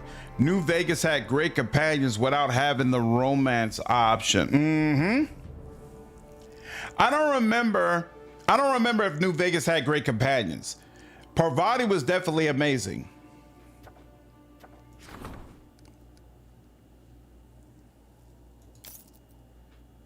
Damn, this gave me a ton of new projects all of a sudden, but I'm still serene, so I'm good on that. That was one of the problems I had with Rogue Trader. I really hope they let me be and feel close with people I didn't romance. You felt close with Abelard, but that was about it. Argenta does have some cool changes to her friendship with the Rogue Trader, depending on how you push her in her disposition. Like on an Iconoclast, she outright refuses to go against you, and the Ecclesiarchy almost excommunicates her. I don't remember if I got that ending. That's interesting. You know what? Maybe I did, but I didn't see it that way. But yeah, that's a good call out. That's definitely a good call out.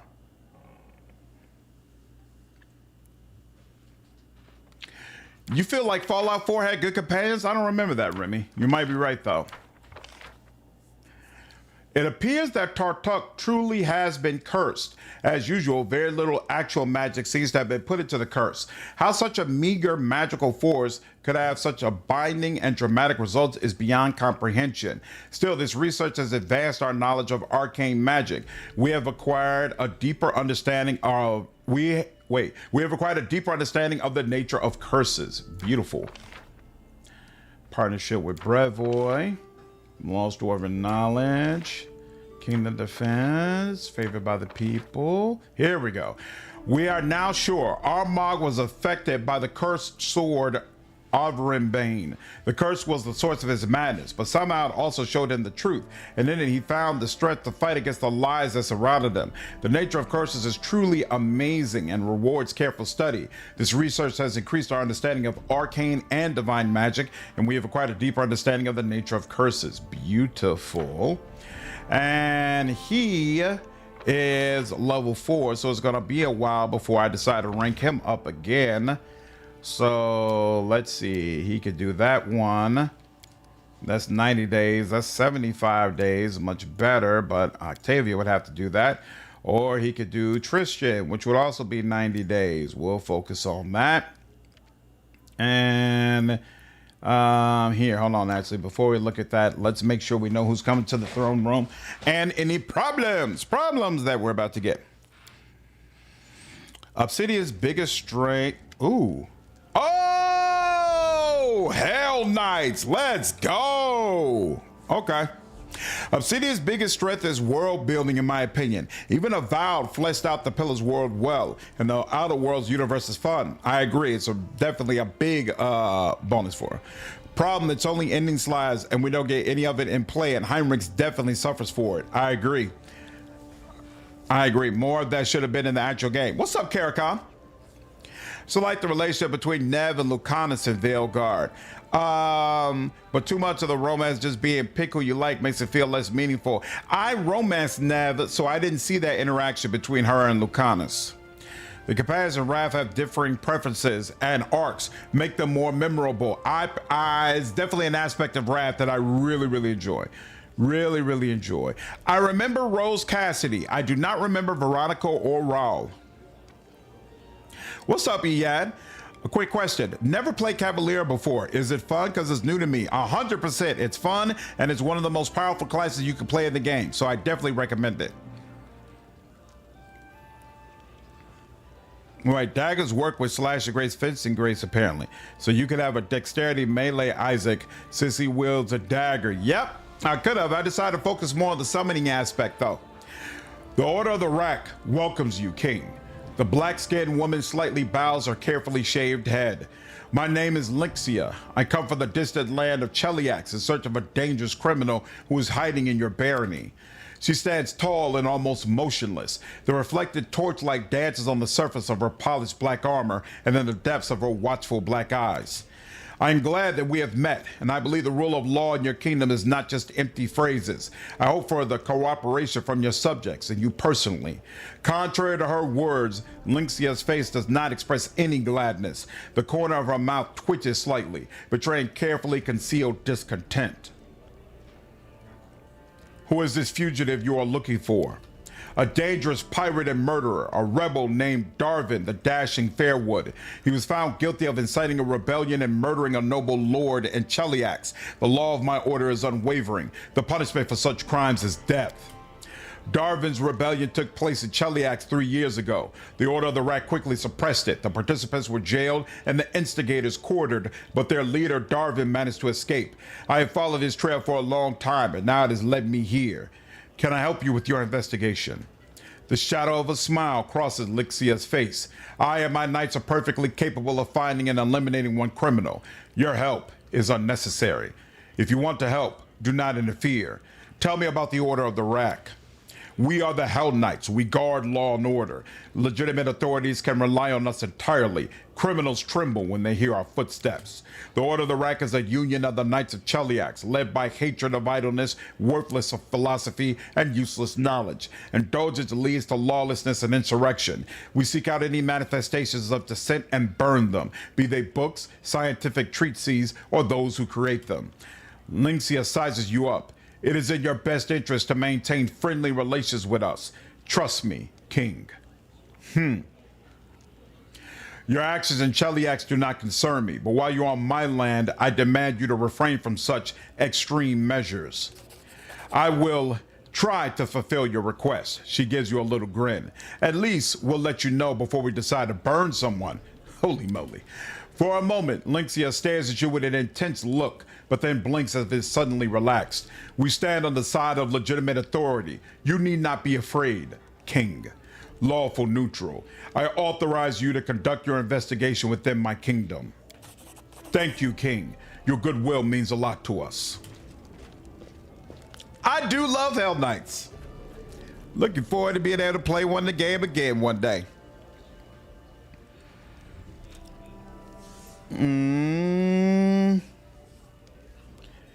Darwin? Death to the Hell Knights.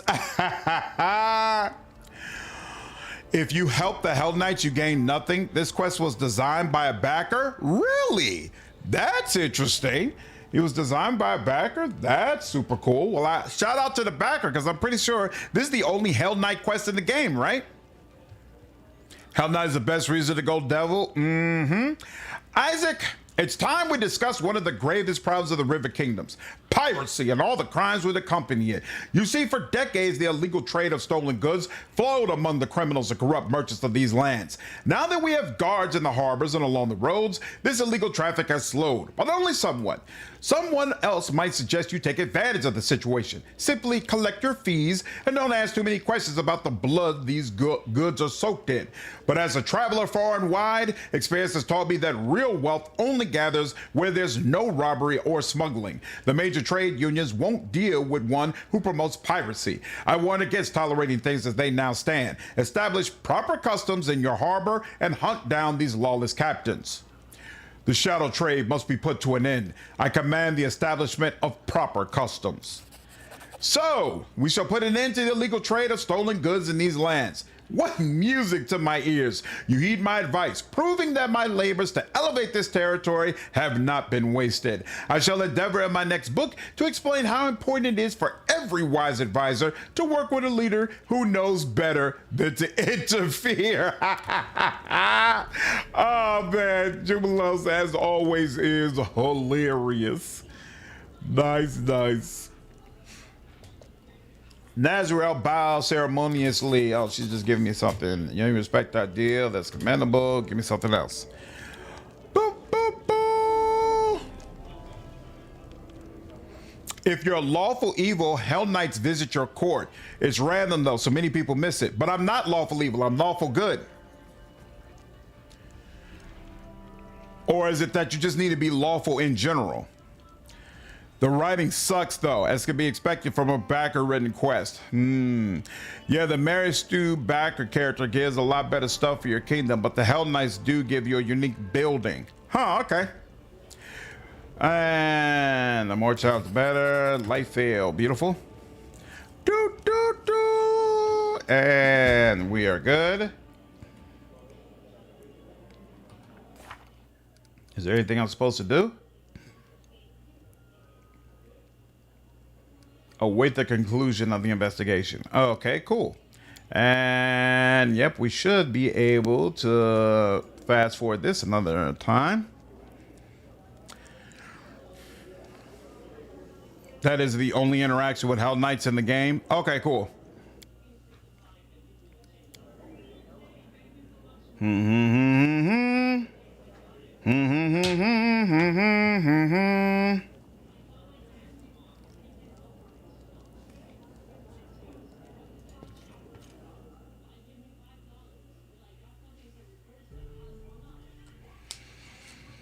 Group of Hell Knights. Terrorizes your people. Wow. That will not be allowed to stand or last. Interesting. There's a problem there we need to deal with. And plenty of people available to deal with these problems. Beautiful. This one can only be dealt with by you two. I'll let you... Where's stability? Stability's 4. So yeah, you're not doing anything anytime soon.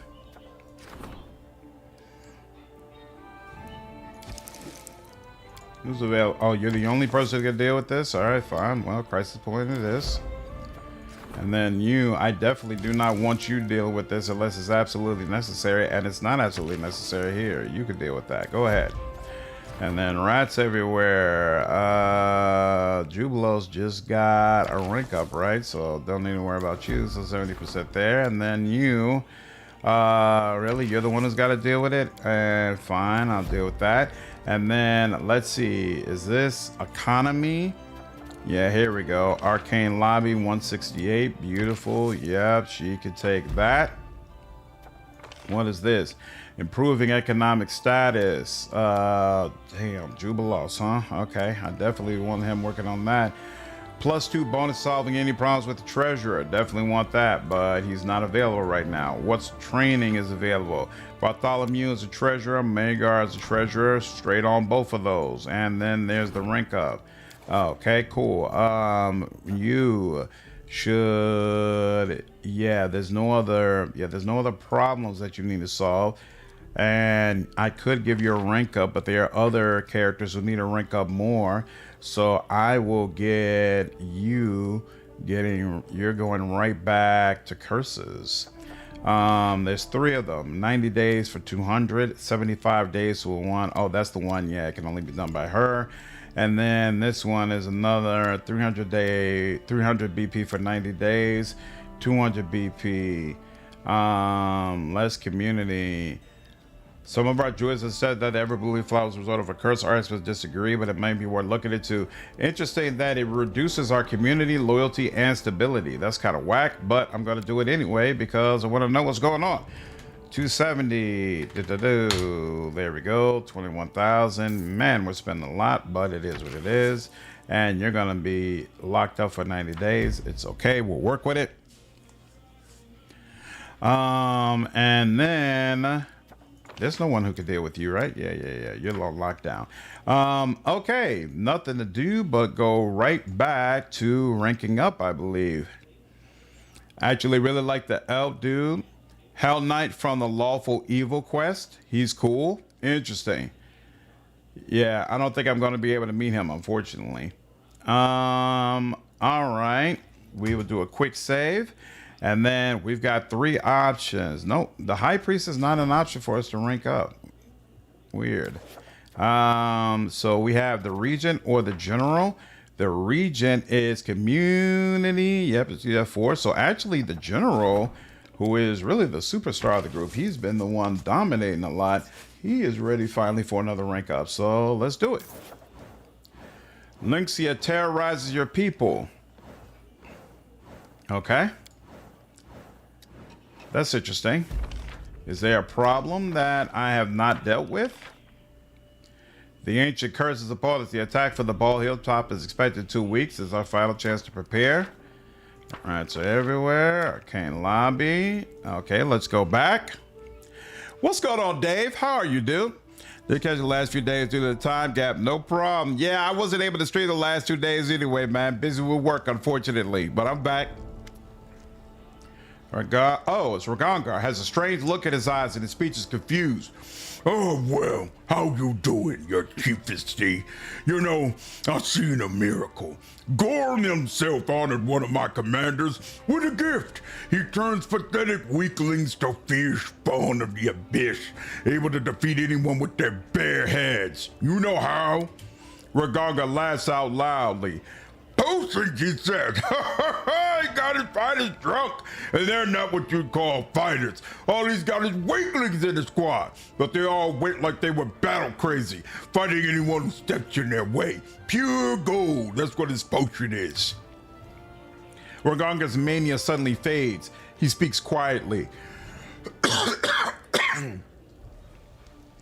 I've been thinking, let's make all our fighters take these potions.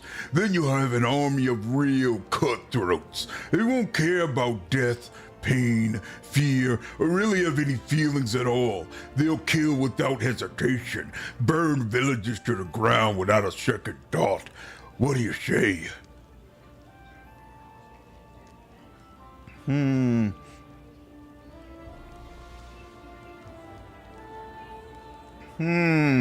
I like the idea of these potions. Well, it doesn't. +2 arcane. Alchemical additive. Increases military by 1 for each achieved success or triumph. And reduces military by 1 for each achieved disaster. That's interesting. Increases military by 1 and reduces for each. Oh, okay. So it does the same thing for these two. Okay. Arcane +2. No arcane +2. All right, yeah. I like the idea of these potions. Wait, what is the potion's effect? Is it danger? Is it dangerous? Ragongar's eyes grow dead. The half-orc looks away from you. The quietest time is just before the thunderstorm, and then drip drop, plip plop. and then it bursts and flashes. Your soul groans and wheezes. The wind howls and the thunder strikes. Raganga licks his dry lips. He seems unaware of the electricity arcing between his fingers. And you are the storm. No one can stop you. That's how it works. I tried it. I know what I'm talking about. I like the idea of these potions. Let every soldier drink them if they really help. Whatever they lack in power, they'll make up for with this magic. Wish Ragangar and Octavia had voice lines in the story of their quest. They must have been some of the last companions added during development. I don't know about that. All of the companions are missing a massive amount of voice acting. Labaldu immediately takes sure as hell potions with no hesitation. Right, he said I'm speaking from experience. Starting tomorrow, we'll have poster production at every camp.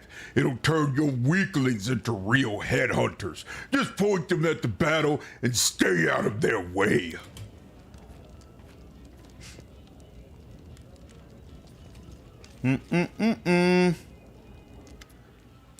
Bad news. We've heard that visitors have lately been spreading unfavorable rumors about your kingdom. It's as if Corona's expanse is a stronghold of barbarism and feeble-mindedness, where people of arts are rare and endangered. Our artists are alleged by these rumors to be considered our least valued citizens. Such rumors can't but affect our reputation. I'm afraid you'll have to entrust one of your advisors with this matter.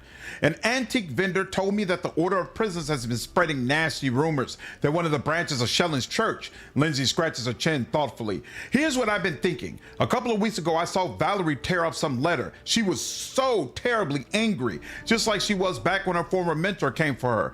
Anyway, I didn't ask her about it. That would have been more trouble than it's worth. But you'll probably be able to find out what happened and if this has any connection to Shellen.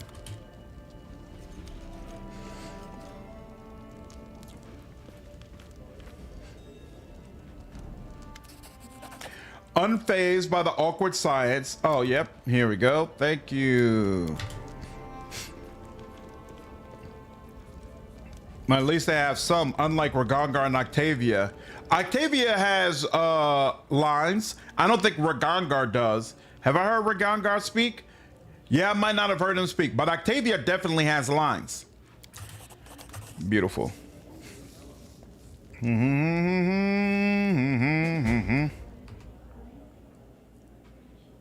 Doing what they can to ruin our reputation. And Valerie's right here. It's a game like this where people come to your throne like these people are doing now. Dragon Age Inquisition.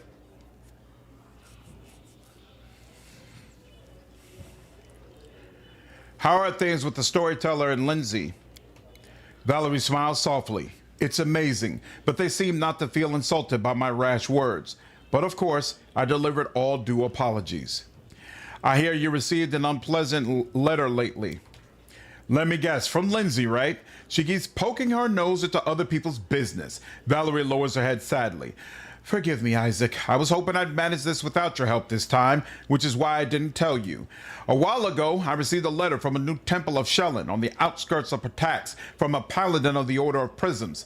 This time, they're not demanding that I return to the Order. Instead, they want me to go there and submit to a great divine trial and answer for all my transgressions in front of Shellen's worthy servants. Valerie scoffs in indignation. Of course, I tore up the letter and tried to forget about it, but now they become to plot against the entire kingdom.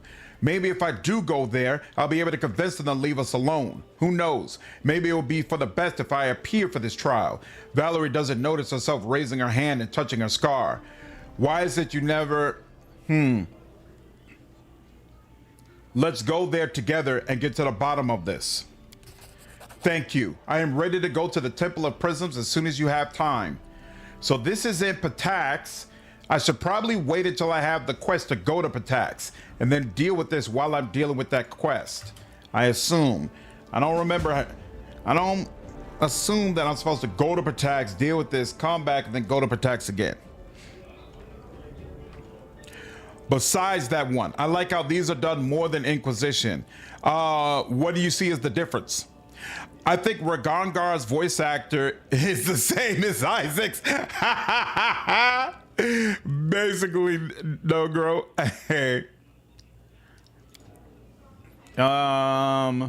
Another one where people are brought to your throne. Valerie's one is just in the wild. It's not in Patax. Oh, all right. Well, then fine. I guess we'll go do it. I swear they said in Patax. Okay. Lindsay wants to talk. Handle that. Lindsay aggressively interrogates your people, greatly distressing them. Poltergeist in the temple. Can't do anything about that. Oh, wow. We're going to fail that quest. That's unfortunate. Fail that problem, rather. Garngard just had a level up, so he's not doing anything. All right, can't do anything with you. This is for the rank up. Don't need to do anything with that. BP is okay right now. This is Regis stuff. Curses. Oh, that's right. What's her name is done with what I wanted her to do, so now she can work on this, and that will end. Yeah, if it's 14 a pop, 3 weeks. Yeah, that's not quite 75 days, but still, it'll be fine. Okay, cool. Yeah, so let's go ahead and do this. Or I could make you the next one who doesn't rank up. Are you ready for a rank up? You are. So I can make my Magister the next one who doesn't rank up. That's a thought too, but you know what? No, I'm not gonna worry about that. We're gonna go ahead and get this done, because who knows? I'm probably gonna get more curses, and that will push me back. So better to have this all taken care of. Only one you know that's Ipatax proper is Octavia. Okay. Oh, Octavia does get another quest. I didn't remember her getting another quest. That's cool. Okay. You just personally prefer it? Got you, Excelsior. Those are the only 2 games. Ooh, I wonder, I should look at you when I come back and find out. Is this why it does, hold on. Why is she missing steady hand again?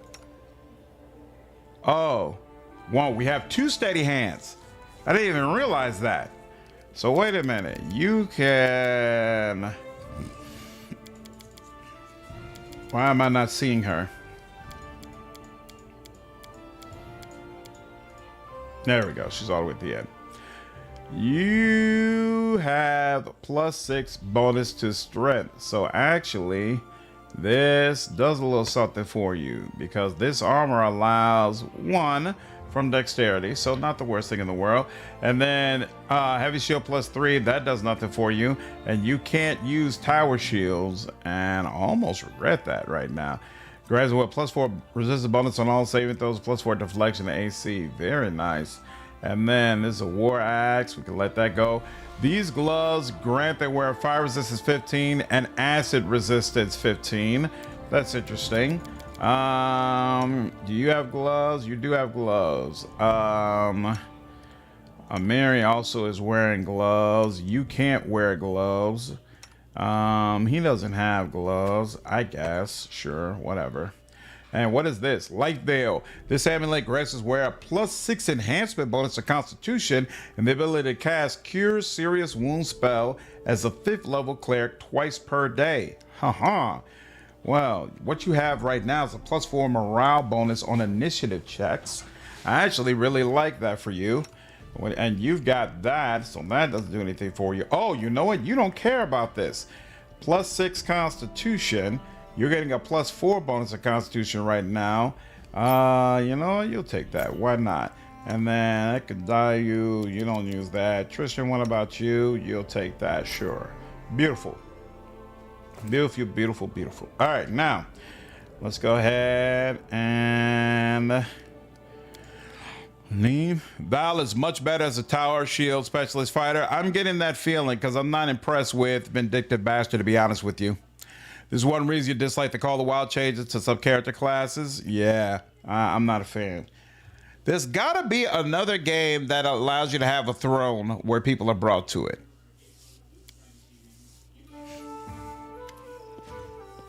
Whoa. Oh, you gotta step outside in order to find out what she's doing. Huh. Okay. But a game that lets you do that is escaping me. I know Fable 3 has some aspect of that, but I never played it enough to really see that, and so I don't know how well it's fleshed out. Where did you meet Darvin? Speak, or I'll skin you alive. I don't know. I don't know anything, I swear. I've never heard the name before. Please don't beat me anymore. What's going on here? This woman is suspected of having links with Darvin. We know that he bought food from her. I'm telling you, I don't know who that is. I've never seen it before in my life. Please save me from them. One way or another, I'll soon find out everything I need. Stop this immediately. I didn't give you permission to beat my subjects.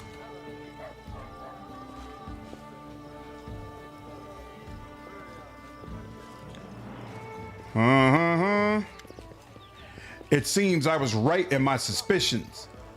The rule of the law in these lands is just a bunch of empty words worth no more than a wooden coin. It's not surprising seeing their ruler's weak will. Who gave you the authority to beat and intimidate my subjects?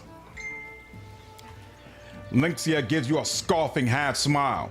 Certainly not you. You don't have the guts for that. You prefer just sitting on your throne and benevolently looking on while your so-called subjects set your fortress on fire. You may continue your investigation, but use humane methods while you do. Lynxia's face remains emotionless, but her voice shakes with barely hidden contempt. Thank you, but I must refuse. I despise weak authorities. It's a blessing that such rulers rarely cling to the throne for very long. If a gaze can incinerate, there will be a handful of smoldering ash right where you stand. Hell Knights, we're leaving. We'll continue our investigation somewhere else. Don't get in the way of the Order of the Rat King. This is my final warning. Woo! I like her. I wish she could be a companion. Where's this kind of energy on my squad? Come on now. I'd be all about it. No, no, no, no.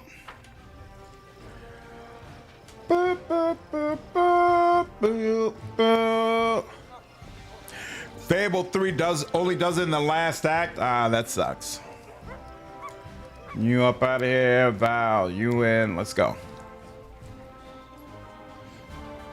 Boom, boom, boom, boom, boom, boom, boom, boom, boom, boom, boom, boom, boom, boom, boom, boom.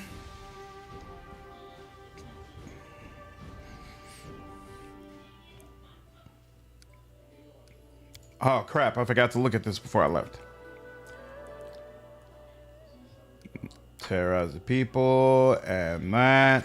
Lynxia's asking about Darvin. Yeah, I dealt with her. Orders of Prism. Yep. Y'all are doing all you can. We got 3 people who could do rank ups. Improving economic stability. 160. Let's give it to them. Sure. Economy's already got a rank up, so yeah, I'm not worried about that. Customs. Okay, yep, he would have to do that, so we're not gonna worry about that. We don't need training. Wait. Yeah, we don't need training from you. Yeah, we're not worried about any of y'all. Curses are currently being worked on. There's a bunch of reads and stuff, but we're not gonna be able to deal with that until later. So we should be good. All right.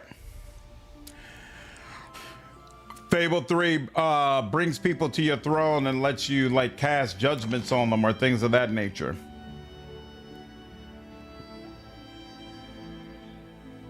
What in the hell? Where is this place? Didn't they say it was supposed to be Hemlock Island? Judgment of the Gods. Go to the Temple of Prisms with Valerie. Trouble has come out of nowhere. The Order of Prisons followers of Shell are doing all they can to ruin the kingdom's reputation. We need to stop these well-meaning pests. If the king wants to stop rumors harming the reputation of his lands, he and Valerie will have to pay a visit to the notorious Temple of Prisons, the convent of restless paladins. All right, deal with the devil. Oh, the dangerous quiver Darvin. Oh, okay, this is considered like a main quest. That's interesting. Wait further developments. Linksy was going about her investigation, interrogating our subjects, exclamation point, breaking into their homes, exclamation point, and burning their books. Is she completely out of her mind or what? But of course, our mayor can allow this. Halted her investigation, but we don't know for how long. Hilarious. Oh, here we go. Temple of Shellin. Nice. Where's, what do you call? Filestone. Beautiful.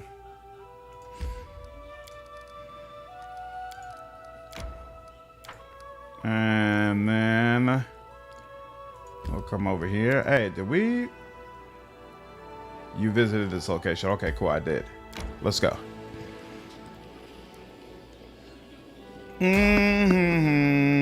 Peaceful travelers. Oh, forgot to get Valerie our level ups. My bad. We need to deal with that as well. World Trader technically has a throne and lots of judgment casting.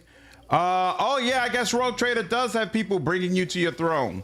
Your throne is kind of weird. It really comes more off like a chair, but it's there. Ooh. This is different. Great sword +2, +2, +2, +2. Interesting. Ray blocker. Still none to write home about though, so we'll let that go. What level are you? You should be level 12, right? And then that means you go up to 13. Bingo. Exactly right. You get anything special here? Probably not. Probably nothing that's gonna impress me. That don't impress me much. Boop, boop, ba-dum. 'Cause do you got the look, but do you got the touch? Nah. What's the problem? Let's go. Dazzling display. Oh, we're going to get shattered defenses, right? Is that what we're going for? But that doesn't matter. Oh, wait. We do have a Miri on the squad. So, yeah, that doesn't matter. We're good. And beautiful. That's all we needed. She has some spells that we could get, but I ain't going to worry about it right now. Let's just go. Make Valerie an oath against chaos, smite chaos, paladin. Leans into her Hell Knight learnings, and ending comes from tweak and treat companion mod. Oh, there's a mod that will change companion endings. That's kind of cool. What now? What you want? What you want? What you want? What you want? Events. Jatho! Hey! Look who's ready to move forward in her quest line. I may be a bard in real life. Well, you know, man of many talents. Man of many, many, many talents.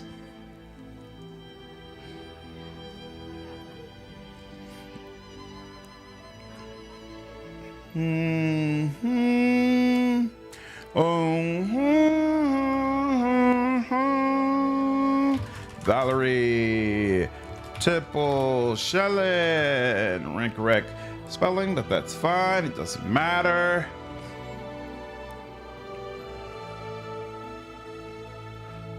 And bam, and wait.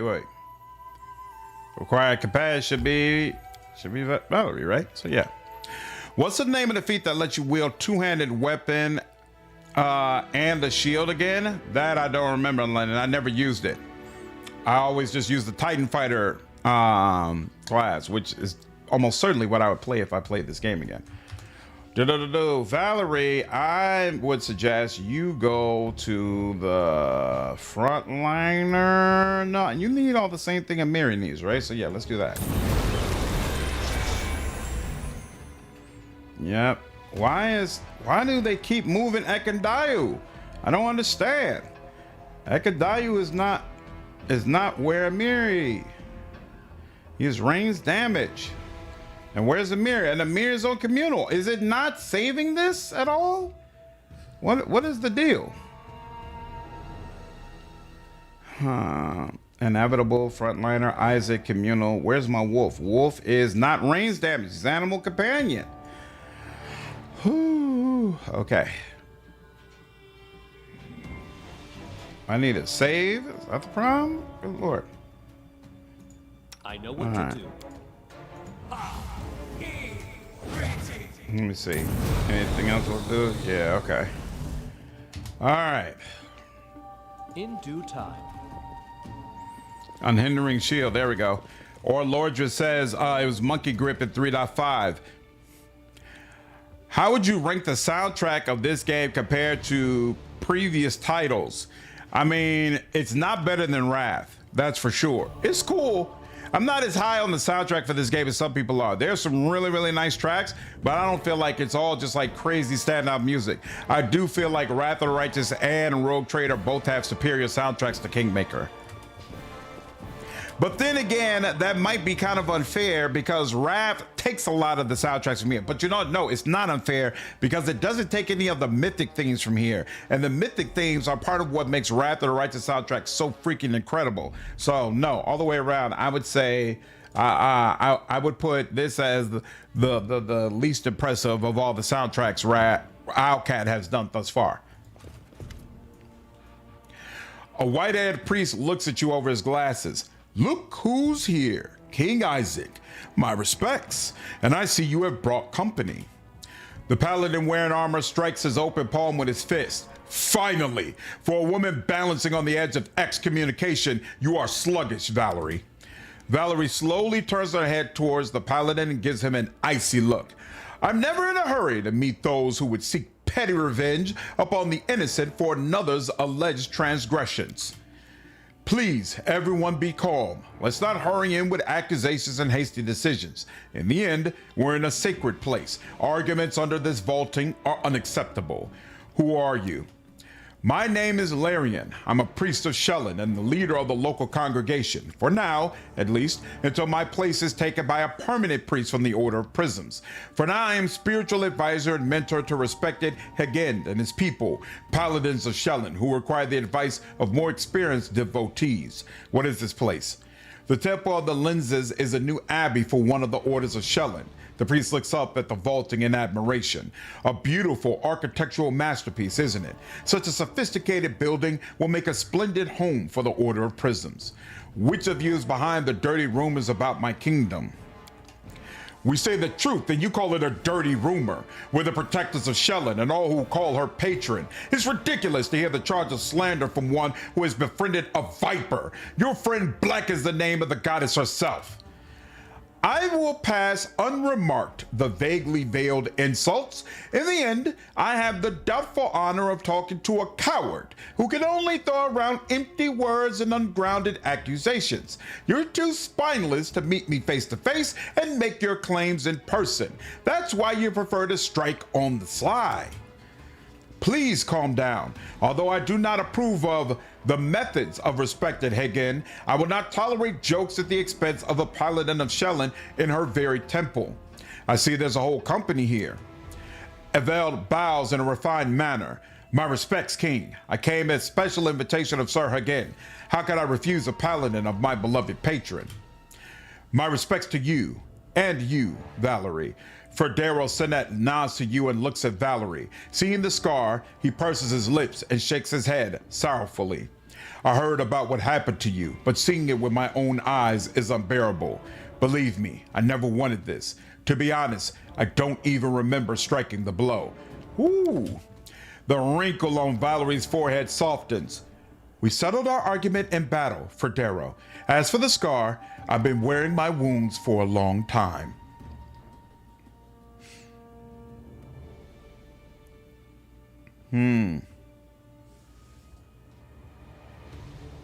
Let's see. Justice, what's up, man? I should be taking a sip of water. Hey, and I do have some water left. Thanks for the reminder. Black Art could give you +7 AC against melee attacks.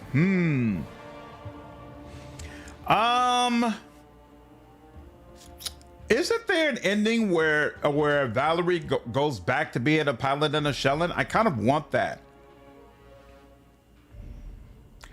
I only came to escort Valerie. You could deal. I only came to escort Valerie. You could deal with each other without me. We shall carry out all the necessary procedures. Valerie will answer for her transgressions against Shellen. I tried to forget everything they stuck into my head in the order, but I remember one thing for certain. Shellen is not revengeful or stern. I don't believe your words, Paladin. You're right, Valerie. Our goddess is not stern with those who misstep, which is why you need not fear the divine trial. Its name is just an old tradition. Valerie looks down, and an expression that can be taken for abashment freezes on her face. What trial are you talking about?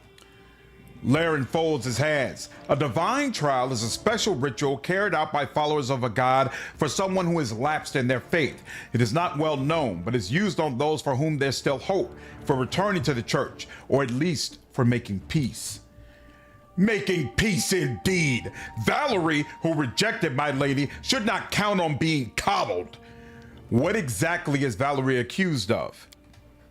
Of persistent disrespect and insolence towards Shellen's order and the goddess herself. The Order of the Eternal Rose disowned this woman, but we, the Order of Prisms, will finish what was started. If Valerie refuses to repent, she shall suffer punishment.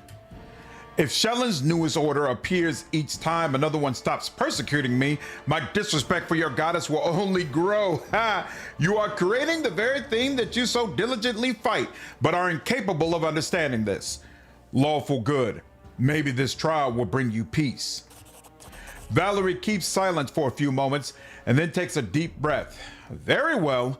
I will endure this trial if it helps put an end to all this. You good? Okay. Doing good, Justice? Oh, enjoy your playthrough. Hope you're doing good as well. I'm doing fantastic, man. Cannot complain at all, Justice. Appreciate you asking. Thank you for agreeing, Valerie. Let's begin.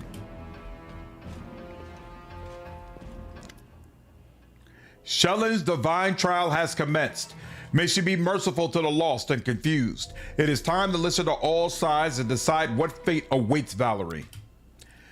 Take care, Quintek. Have a good one, dude. Today, under the vaulting of the Temple of Prisms, we, followers of the goddess, will give you, Valerie, a chance to redeem yourself in the eyes of Shellen. And enough, Laren. Everybody present knows she doesn't deserve redemption. She lost the right to forgiveness on the day she rejected Shellen's grace. Revan! What's up, man? How are you doing, dude? I'm enjoying Kingmaker immensely, man. Having a great time with it. I really enjoyed it. I can't remember. I know you never did content for Rap, but did you ever play Rap? You still need to circle back and play that at some point, right? Didn't you kind of just jump directly into Rogue Trader?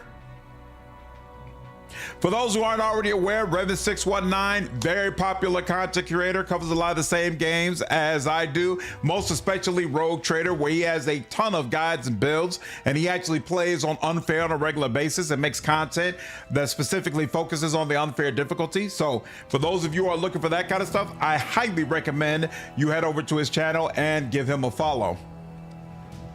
Very good. Had a small hiatus from work. I played a lot of Kingmaker and modded runs with Call of the Wild. Didn't play Wrath? Nice. Gotcha. Yeah, I like, thematically, I like Kingmaker more, but overall, I think Wrath is the better game for sure. Why does he do this?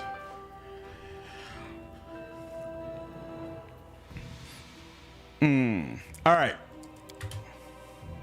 For Daryl Sinek clears his throat to attract everyone's attention. I didn't come here to stand silent like an idol. When I challenged Valerie to a duel, she agreed. We fought according to all rules and our argument was settled. Think what you will of Valerie, but at least she showed me some respect. I never wanted to insult anyone. All I wanted, all I dreamed of was to choose my own way. Everyone can choose their own path. You and Federo follow Shellen's fate, and Valerie has turned away from it. That doesn't mean you can interfere in her life. This may surprise you, but I agree with you. Once my blood cooled, I started to realize that my complaints about Valerie were a little excessive. Enough about Federo. We don't have much time, and Valerie gives us much to consider. According to our masters at the Order of the Eternal Rose, she's always been noble and merciful. Oh, you was a backer and have it in your library. Oh, nice. Wrath is on my list. Rogue Trader was meant to only be a month, but well, yeah. I know the feeling, man. Rogue Trader just pulls you in. Just pulls you in. But you should definitely check out Wrath when you have time, man. I still feel like it's the best game Outcat has ever come out with. Wrath of the Righteous was amazing. And you'll be able to jump in when all of the bugs have been ironed out and there's a bunch of new content and all that kind of good stuff. So you'll probably have an even better experience than I did my first time playing through it. Stories about the valor she showed in Brevoy spread far beyond its borders. How many did this fearless warrior save from the fire at Jamandi Aldori's house? They and many others owe their lives to her. I only did what I had to, no more and no less. What would you say about all those you've killed since? Be honest with yourself. Wait, what?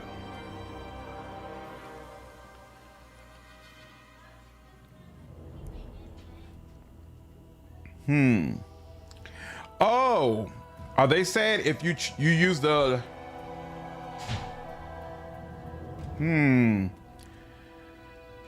with this? No, keep quiet. So much smugness in a word, so much pride. Valerie closes her eyes in irritation and swallows heavily. You feel she is about to scream.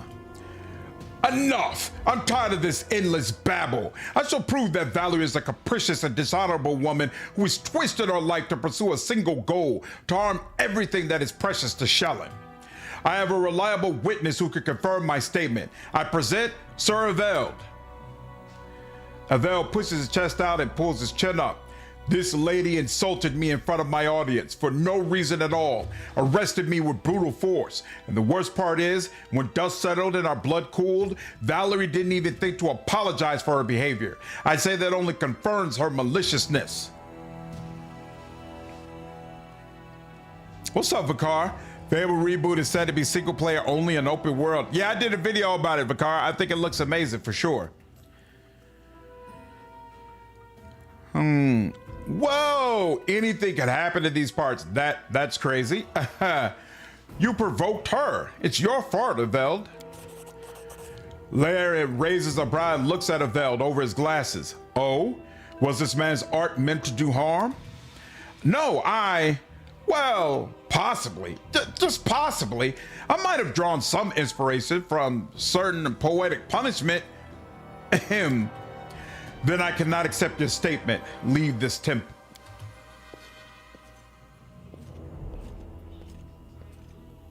Well, that's one problem out the way. Valerie raises her hand and takes a deep breath as if awakening from a deep sleep. She looks at the temple's decorations and raises her hand. I've stood here listening to your arguments for long enough. Now it's my turn to speak. What's going on, Salty? How are you? Good to have you back, Johnny. It was PUBG time with the crew. Nice. I hope you had a good time, dude. My departure from the Order of the Eternal Rose was not an insult to Shellen or her followers. All I wanted was to devote my life to what's important to me. The goddess's followers never gave me a single chance to walk my own life's path. Do I value art? No. Am I ready to serve it? No. Do I respect those who have brought so much trouble to me and the king? No. But there are some of you, like me, who dream of just one thing, to carry out your chosen duty. Valerie turns to Laren and lowers her head. If all servants of Shellen were like you, my pardon from the order could have been much more peaceful. Maybe I don't deserve forgiveness in the eyes of Shellen. Maybe fanatics like Sir Hengen would be happier to see me on the noose. But I see now that one shouldn't laugh at another's way just because one doesn't understand or share it. But now, speaking openly before you, my conscience is definitely clear. And if you wish to judge me for the fact that my opinion is different from yours, the divine trial is over. Shellen has made her decision. About what? How? Valerie touches her face. The scar, it's gone. Hejin, white as a sheet, points at Valerie with a trembling hand. But why? Larian smiles softly, looking at Valerie. Look at her, my friend. She is proud, but who could expect otherwise from a creature of such amazing beauty? Now, as Shellen's light fills Valerie's soul, the child is filled with renewed radiance. The thorn that pricked has been burned away. The goddess shows Valerie a way to the source of light and beauty. No! Hajin pulls out his weapon and shakes it in the air, roiling his bloodshot eyes. The witch has deceived Shellen. Only I know the will of my goddess. Death to Valerie! Finish them quick. Bruh, you've heard about all the people we've killed. Like, why do you feel like this is a good idea? I don't even remotely understand. I could die you wolf? Did it say there's a wolf as well? Oh, there we go. Yeah, okay, cool. Beautiful. Where y'all running to? Come on now, stop. Hagen, come on now. You wanted this. Don't run. Don't run. Don't run. No running. Running is not the way. Valerie is panting and wiping the sweat from her forehead. This is it. Finally. Valerie turns to Larian and looks at him expectantly. I think it's obvious to everyone here that that bloodshed is always a heavy burden on the shoulders of Shellen's followers. Larian shakes his head sadly. Forgive them, Valerie. Blind faith clouded their judgment and pushed towards violence, desecrating this holy place. Shellen's light will not soon return to this vaulting. Dweedo, what's good, man? Maybe just wants to get dominated by Valerie in combat. Maybe. Lots of hate there, Johnny. Ah, sorry to hear it. I'm doing just fine, darling. How are you? Really wish that as a paladin of Shellen, I could tell the guy to shut up. That would have been amazing. I didn't even consider that a paladin or cleric of Shellen might get special dialogue here. That would have been super cool. Ferdero puts away his weapon, looking sour. But we will do everything in our power to wash away this disgrace. On behalf of the Order of the Eternal Rose, I offer you, Valerie, and you, Your Highness, my sincerest apologies. The Order of Prisons is young and too zealous in their judgments of events and signs. I am sorry the Paladins of the Order of the Prisms chose the path of violence, but it was their decision and it is not our fault. There's nothing else for us to do here, Isaac. If you don't mind, I'd like to have done with this place. So your scar was sent by Shellen herself. Valerie lingers, biting her lip. Possibly. Probably. I don't know. Anyway, I must have done something that made Shellen take it back. The girl shakes her head. I don't want to think about it. I need some air to clear my head. Let's talk later. Ooh. What is? All according to the beginning. Oh, Primitives. there's even more. Don't worry. Who's that over there? Paladin of Shellen, Paladin Shellen, Priest of Shellen. Come on, y'all. Y'all killing Priest of Shellen? Terrible. Homesick off work today. Ooh. Going self a head cold. Hey, I hope you feel better soon, man. Using faith to justify rage. Absolutely. Man, I hope there's something good in the midst of all this.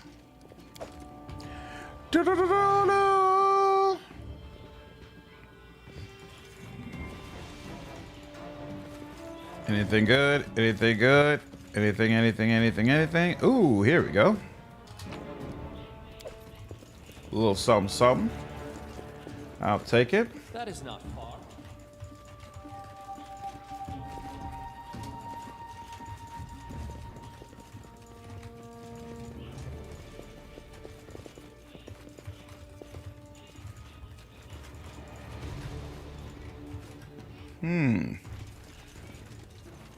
And that's it. All right. And yep, nothing else. All right.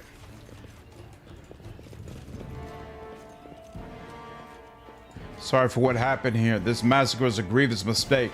I beg your leave. Let us mourn our fallen brethrens. All right.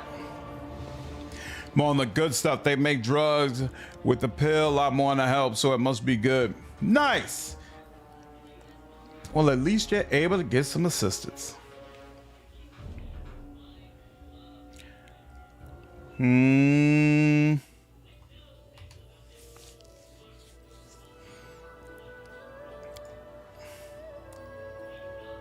Okay. So now I believe we head back. Valor should be all good. The order discredits your kingdom. Slanders cannot be resolved. It is up to you to handle it. You have dealt with the order prison and that. Oh, okay. It's just letting me know that I'm good now. Cool. Now I got to go back to Jathal only for her to send me out again. I have no idea where her quest goes. But we shall see what happens. Yeah, I find them shameful as well, Lennon. I find them shameful as well. Holy terror. And do a quick save there. In fact, hold on. Since we're about to talk to J-Fo. Boom, doom, doom.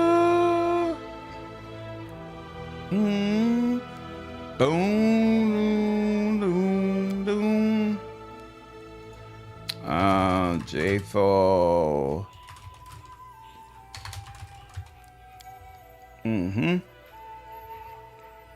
What's up, Jeff? Oh, you've been fighting a cold also? Sorry to hear, man.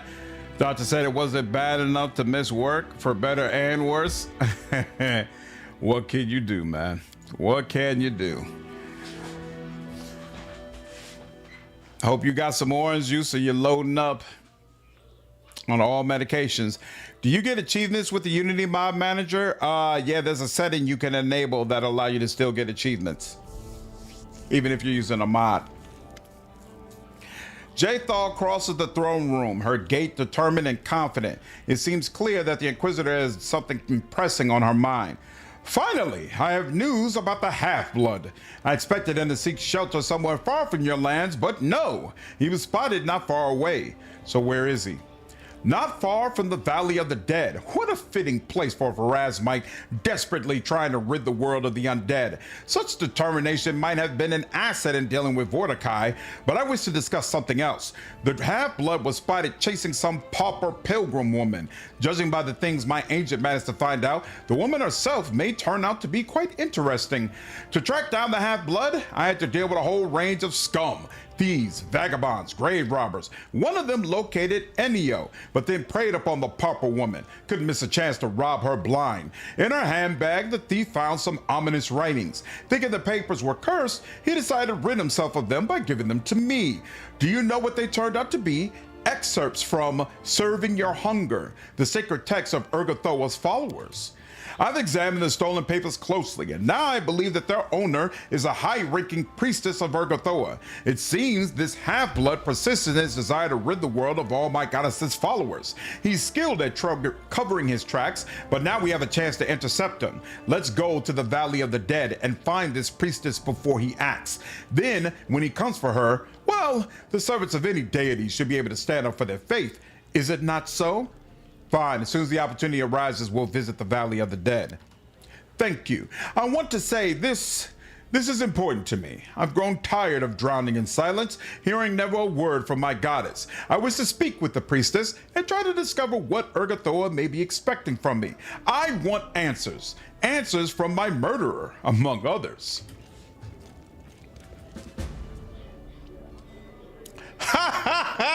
If it makes you feel better, I feel fine. Nice, Johnny. Wow. Very, very considerate. J-Far has news, that's all. Lynxia still interrogates your people, but with less aggression and frequency. Okay. She gonna learn. She is gonna learn. When Val has such issues with Shellen's doctrine, why become one of her paladins to begin with? She didn't realize what it would mean until she got older. She didn't know what it would mean at first.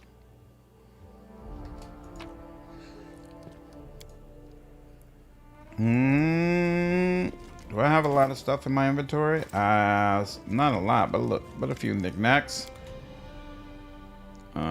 All for that, and then this I don't need, this I don't need, this I don't need, this I don't need. Is there anything else I need to sell? Yep.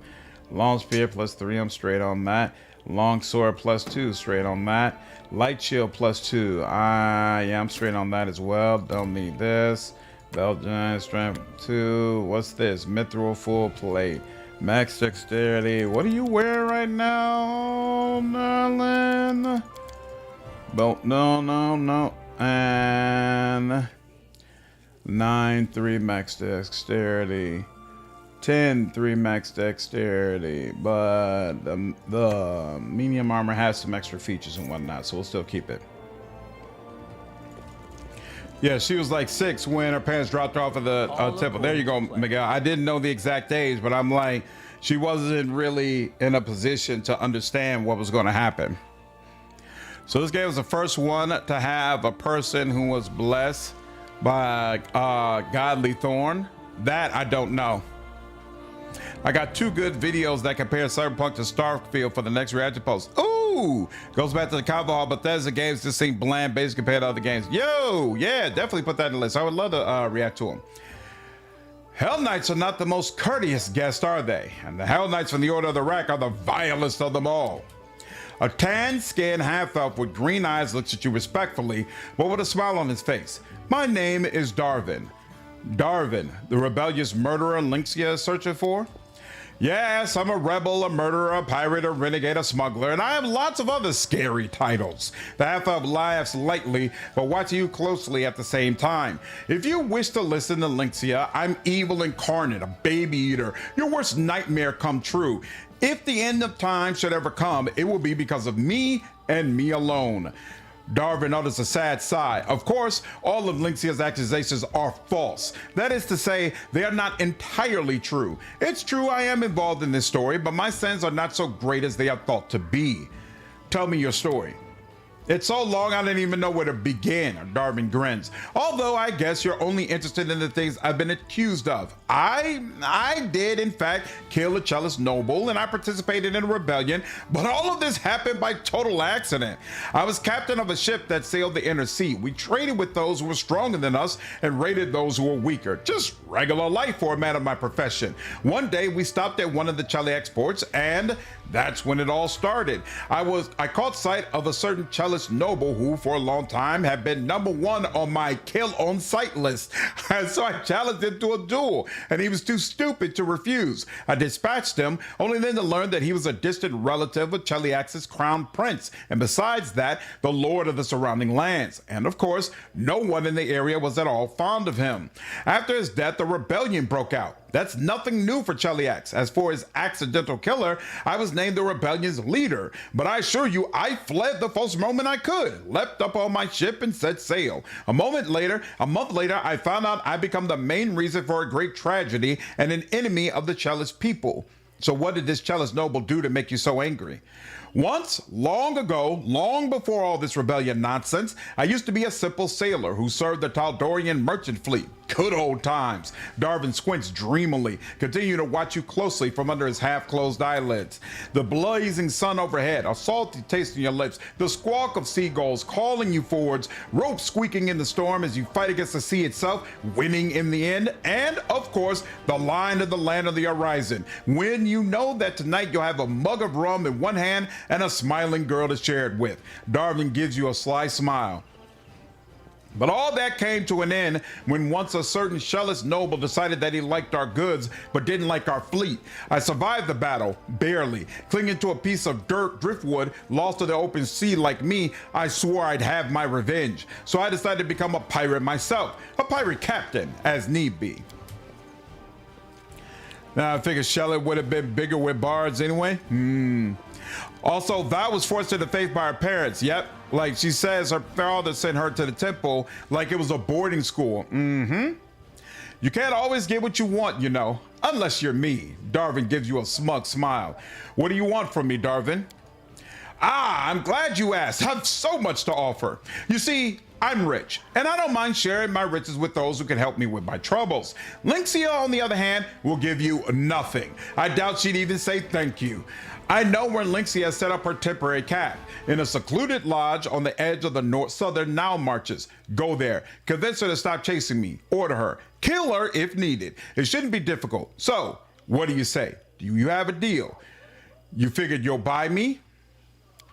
Why not? Everything and everyone has a price. It's just a matter of negotiation. So how much do I cost by your estimations? That's a fine question, I suppose. 10,000 gold coins will be a satisfactory amount for you. 20,000. I won't take any less than that. Darvin forces himself to smile. Oh, if only my situation weren't so critical.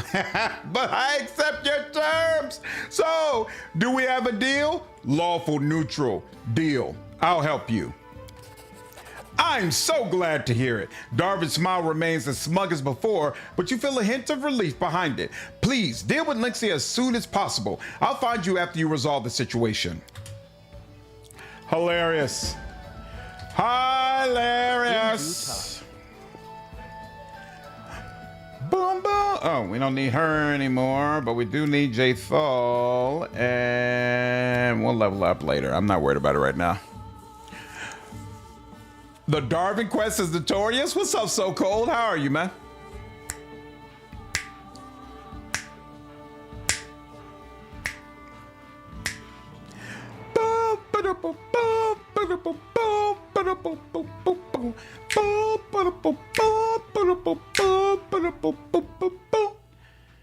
All right, so one of them is in the Gnarl Marches. Okay, Secluded Lodge is all the way down there. Unfortunately, yeah, I think here is about as close as I can get. So which one is this? Okay, so that's Footfall. That's still a ways away, but okay, whatever. And then where is... I don't know where her stuff... Oh, she said Valley of the Dead. Oh, that sucks. That's kind of brutal. So what? We gotta... We don't even really have an area that's close because we do not have Dominion over Dunsward yet. What does this connect to, I wonder, actually? Where does this go? Here, hold on. I have no idea. Oh, I guess it connects here? Well, now I kind of... Yeah, I think I'm going to do this. I think I'm going to come from here, go through here, and then find out what's in this middle area, because we might be missing something. And then... How does this belong to the tours? That's right. Fine, whatever. So yeah, go to this middle area, then come back over here, and I guess come down over here. That is whack, wick, wick, wick, wick, wick, whack. All right. We will go to Filestone first, I believe. Filestone, accept. Oh, maybe it's not Filestone. What was that thing called? Hold on. My bad. Footfall. Whoops. Footfall. Teleport. Footfall. Beautiful. All right, cool. And we'll do a quick save and go. It'd be cool if you killed Darvin. You could take over his money. I don't really lack for money. I ain't worried about it. I'm not gonna be killing people in cold blood to get a little bit more. We don't need to stoop to such levels. Paper people. Hey, Valerie can do that 40% chance. Good Lord. Why is it that my chances are so much lower now than what they used to be? What is the problem? I've been steadily ranking my people up, doing what I'm supposed to be doing. Why are you treating me this way? Let's go. Did you grab the full map for this on Reddit? No. It is helpful for getting around and not really spoilerish. Nope, didn't look at a map. Just jump on in. I figured out as I go along.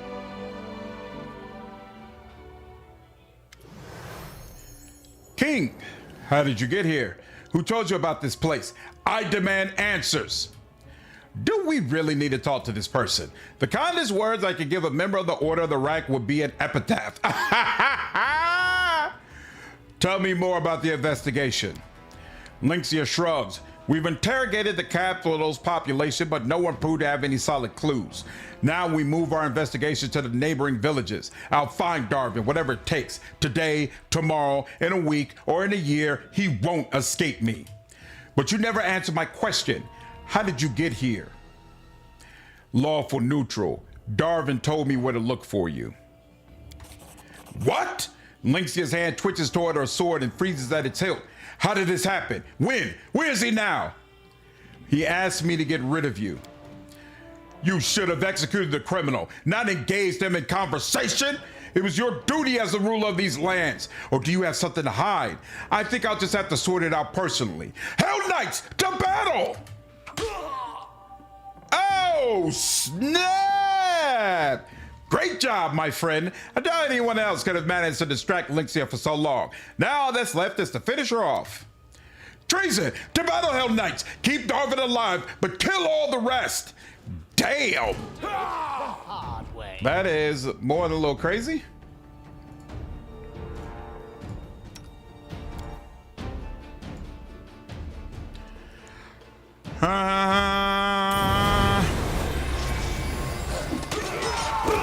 Bubbo.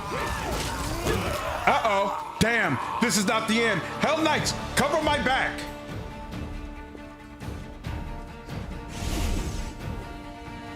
Oh, snap.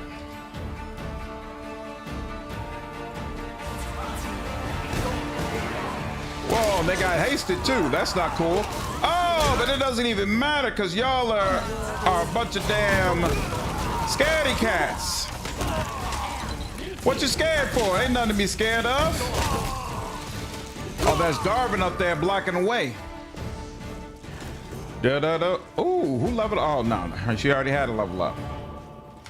Defeat the Hell Knights. I already did defeat the Hell Knights.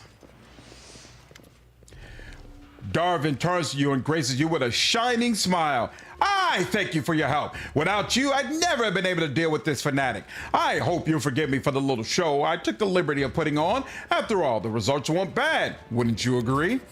Anyhow, it seems I owe you an explanation. Again, that's beginning to become a habit. But before I forget, please accept this modest reward. You earned every bit of it. Explain yourself then. I'm listening. All of this cyberpunk talk has prompted you to reinstall? Yeah, I can't wait to get into it. Might not be able to until like late February though, we'll see. So have you been giving them items and buffing the stat that their role users can help some? Yeah, they all have belts on them that help buff their stats. But I haven't been buying charisma helmets. I don't know if Valerie has a good charisma helmet on it. That's a good question. You're not a Darvin fan, I take it, Lennon? I was down at first, but Cyberpunk really is one of the best. I can't wait to get back into it again. Cannot wait. Because their ranks are actually rather low. Yeah, I need it. That's why I'm kind of focusing on the rank ups. But I mean, I haven't had time. Like, I don't know how I could have done a better job, you know, of getting them ranked up. For me, it's like I did this in the order that I feel like I had to. Cyberpunk is one of those games I enjoy to watch but not play. Well then, Vicar, you're in the right channel. You'll be watching it soon, hopefully. You do remember the whole story I told you earlier, right? About the duel with the Cellist Noble and the rebellion which followed his death? You see, that whole story has one little additional piece. Well, not so little to be precise. Darvin grins. His name is Mammon, and he's one of the archdevils, the ardent priest, or so I've been told. He's made a pact with me, and I'm having trouble upholding my side of the bargain, and his patience is growing thinner by the day. That Cellist Noble had a pact with Mammon too, which I expect is commonplace for the Cellist nobility. And the noble's in no hurry to fulfill his end of the deal either. By killing him, I earned Mammon's gratitude, and he offered me a similar pact. A handsome sum of gold, and my cherished dream come true. That's what he promised me. So how could I say no? Remind me, how did you make a pact with Mammon? You do remember about the duel? Yeah. Well, not his name is yeah. Okay, cool. What was the point of your pact with Mammon? I'm to become a king, no more, no less. Darvin grins, but this time his grin is joyless. The subjects of my kingdom are supposed to worship Mammon as their official deity and pay taxes to his temple. It's not so difficult a task, I suppose, especially if you have enough money. The only problem is Lynxia. The moment I lay my kingdom's first cornerstone, I'll become an easy target. She'll instantly find me and properly introduce me to all her torture devices. However, I feel that soon I have to take the risk and establish my kingdom nevertheless. Mammon is growing restless, and in the end, I'd rather risk facing Lynxia than challenge him. So this means you want to become a king. Oh yes, it was my dream ever since I was sailing the inner sea as a part of the Taldorian merchant fleet. I even came up with a name for my kingdom, Brineheart. Ah, fond memories of those careless times when I had neither crazy zealots nor offended archdevil chasing me.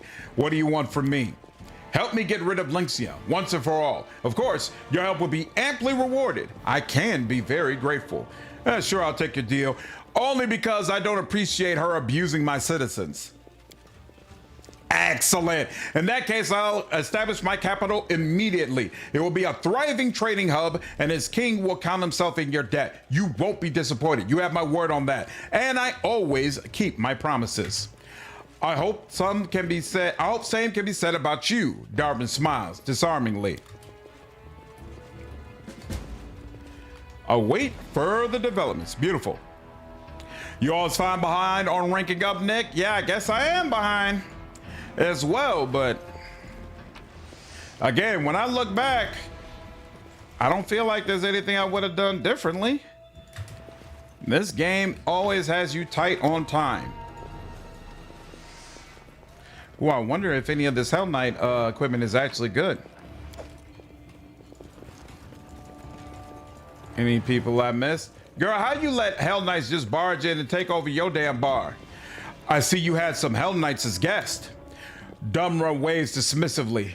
Ah, blast the snots back to hell. They scare simple folk away just sitting there. Good thing you showed them what's what. Well, I hope you get rid of them bodies soon, because I think dead bodies scare away simple folk as well. I'm just gonna throw it out there. Having a bunch of dead bodies laying around in your bar when simple folk walk in, probably not the best for business. But that's up to you. I ain't worried about it. I am not worried about it. I wish I could get into Cyberpunk, but I can only handle so much first-person perspective. So you prefer third person? Got you. Gotcha. And that's it. All right, well. Now we're gonna have to kill a bunch of time. Not happy about this. I don't understand why they're not letting us take those territories. What has to happen? I'm already a king.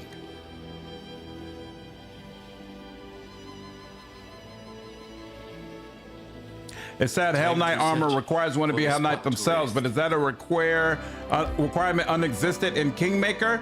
I don't remember having to be a Hell Knight in order to use Hell Knight armor in Wrath of the Righteous. No. Silver Step. That's where we want to go.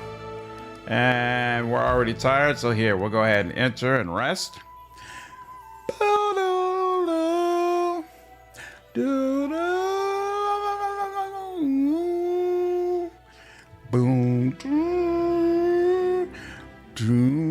I tire.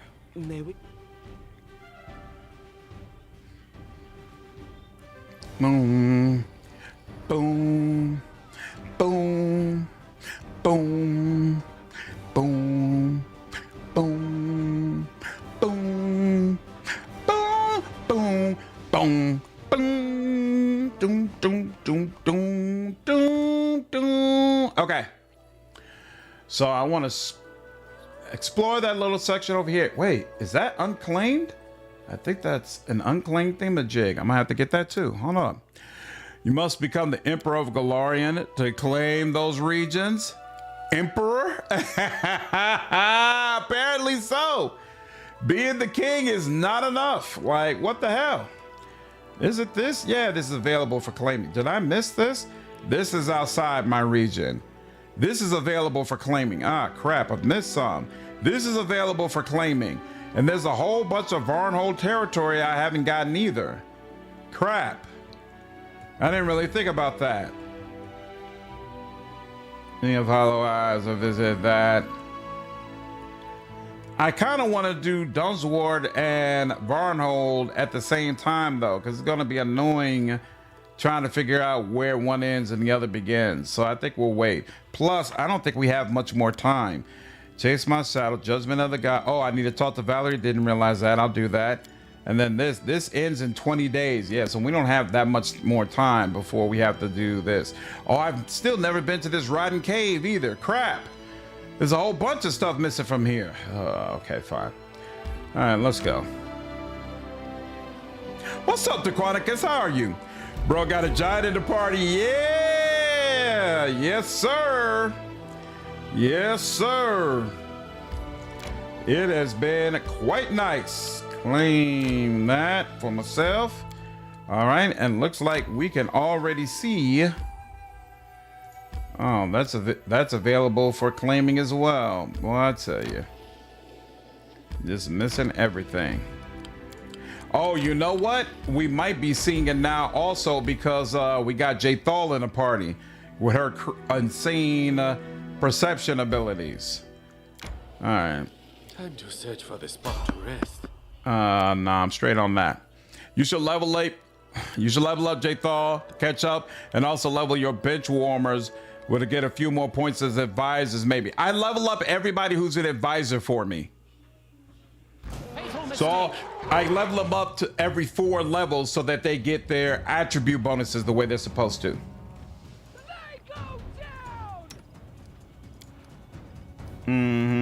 Oh, that's a problem too, I'm sure.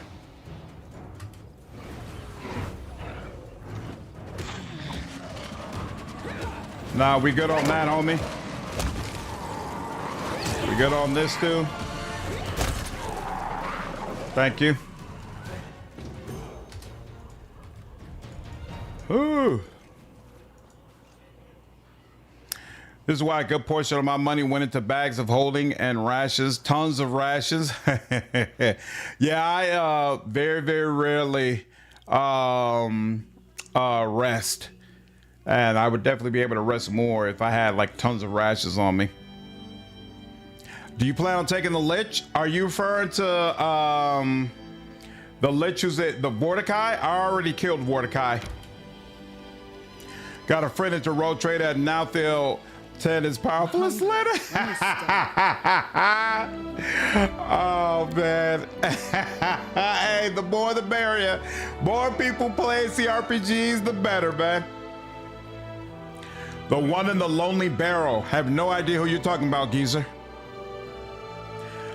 So Dequanicus, when I installed a mod called the Call of the Wild, and one of the classes that is added with Call of the Wild is hold on one second, let me figure this out, because she's not particularly good at this.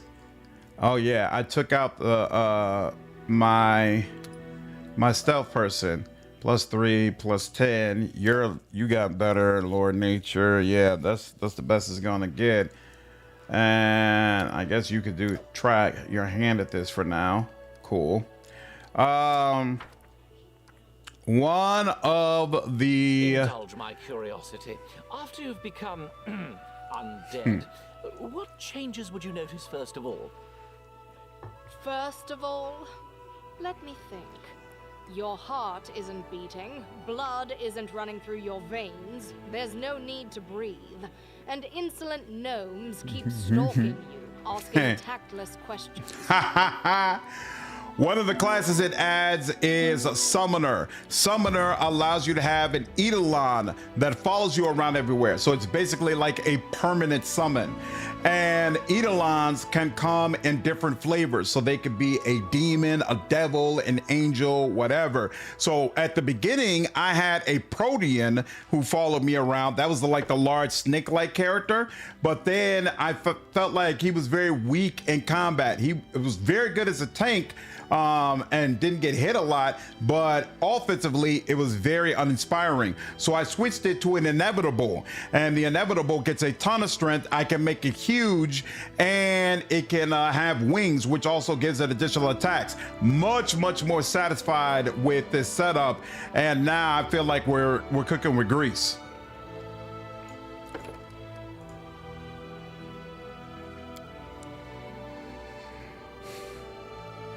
Funeras, I don't know who that is. I don't think I've run into them yet, Nick. If you become a high-level druid, you could turn into a huge elemental that also dies in one hit. Wow. Oh, it's the one behind the exploration achievement. You need to discover and beat X number of enemies before the end of the game. Yeah, I haven't gotten to that one yet. Super Lich needs like 30 different creatures killed to unlock right. Yeah, I think I found the vault where it's supposed to be, but I haven't actually been able to enter that vault. Ooh, dispel magic. You already got that. See invisibility, but I'm pretty sure we're getting that from other places anyway. Why am I worried about that? This is totally irrelevant to me. Wholly irrelevant. Inflict all creatures, inflict light wounds mass, inflict pain mass. It's interesting. Stone skin communal, sure, possibly. I guess I'm not crazy about any of this, to be honest with you. You know, whatever. I don't keep her around long enough for me to be fumbling around with this. All right, and we'll do that. I always dimension door in and skip the monsters. Interesting. Eidolons are basically outsider companions. Yeah, what? Dimension door into the vault? But I assume the Lich is supposed to be like a crazy hard enemy to deal with, right? Or is that not the case? Think you steal Dimension Door exploit to start the battle? Huh. You can Dimension Door in with the magic pixel? Interesting. I don't think I would do that though. If I was supposed to kill all those enemies, and I kill all of them. As you all can see, I plan to thoroughly explore the map anyway. Tanika, who are you? Connect he is, but you can cheese it with a pit spell. Oh, okay, nice. Hold on one second.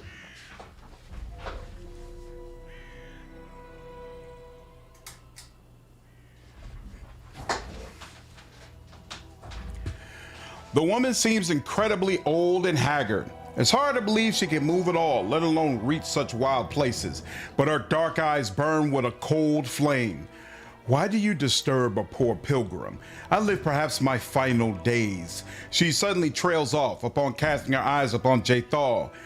Has Urgathoa heard my pleas? I have been waiting for so long. Jathal does not seem pleased. She looks upon the old woman's pale and wrinkled face, barely concealing her disgust. You may call me Jathal. You guessed correctly, we serve the same goddess. In case you are unaware, a servant of Pharasma is chasing you. We could help you, but first I would know who you are and how you might prove useful. What did I say? Yes, you can. Go ahead, darling.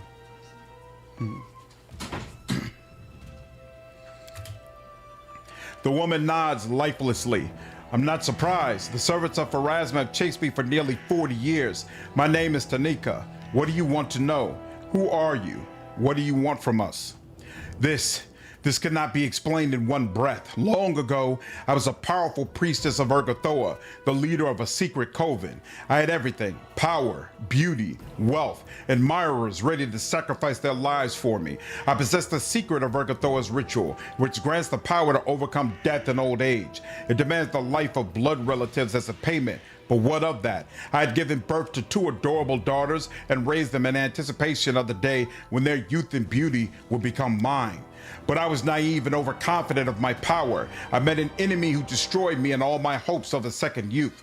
But why would you care about the grief of a dying old woman? I still know the secret of the ritual, and I can share it with you, oh beautiful Jathal. The ritual will grant you immense power. You can even become a living being again, if that is your wish. All I ask in return is that you prolong my life, raise me as undead. The other roads to eternity are closed to me, and I do not wish to die. This offer sounds tempting. What do you say, Isaac? Wait, tell me more about what happened to you. Tanika takes a deep breath. My ritual, it demands the victim be properly prepared. Some time ago, I took my daughters to the Coven's underground hall and lulled them into a magical sleep that was to last many months. However, I did not consider that the father of one of the girls, also an adept of Urgathoa, would put the life of his child above his passion for me and all that we believed in and lived for. The fool secretly went to beg for help, and where? The Temple of Pharasma, no less. The Lady of Graves is not highly revered in our country. Only 2 old priestesses lived at her temple, but when they learned that a secret coven of Urgathoa operated in the city, they called their inquisitor for help. I remember him clearly, so young, so proud, a half elf of rare beauty, thick brown hair, and a gaze that burned with the certainty that he was his goddess's favorite weapon. He broke into the hall while I was preparing the ritual. We fought, the coven of Urgathoa against the Pharasma's Inquisitor and his 2 companions. Everyone died that evening, except the 2 of us. No matter how self-confident the young Inquisitor was, he could not defeat me. I remember the moment he realized it. I read it on his face when he lost his confidence for the first time. But then he rushed to my daughters, still laying in slumber, and killed them both in an instant. Then he turned to me and said, "No way out." And that was that. Were his mocking words a curse or just a guess? I do not know, but they bore the fruit of truth. No way out. My coven died and my secrets were revealed. I had to flee, to hide from the Pharasmites in the backwoods, down the rat hole, denying myself my usual luxuries. Without my daughters, I could no longer prolong my life in youth. Year after year, I tried in vain to conceive a child. Year passed after year in desperate attempts, flights, and hardship. My beauty and strength melted away, and I became a miserable, exhausted old woman. Jathal's gift is now my only hope of escape from death. Wow. You want Jathal to kill you and raise you as an undead, and in return, you offer her the secret of a ritual. I do not think killing me is necessary. Only the pathetic remnants of my former strength support my body. I need only loosen my grip and my end will come swiftly. Yes, in exchange, I offer a priceless secret. It can be used in many ways to grant new powers or even a new life. What do you know about Jathal? Why are you seeking her help? How could I not recognize the one chosen by the goddess? Her power in you shines like the full moon on a black velvet sky. I know that she could do many things, including sharing her gift with others. What are you doing in the Valley of the Dead? I came here sensing the awakening of an ancient and powerful undead creature, hoping perhaps I could somehow scoop up a handful of his incredible power, turn myself undead, and slip away from death. But it seems that I'm too late. Tanika whispers and lowers her head. Jathal, I've made a decision. I'm listening. Despite her detached composure, the undead elf looks at you with tension in her eyes. She lowers her voice to a whisper. We might accept this offer, then change the agreement after I possess the secret of the ritual.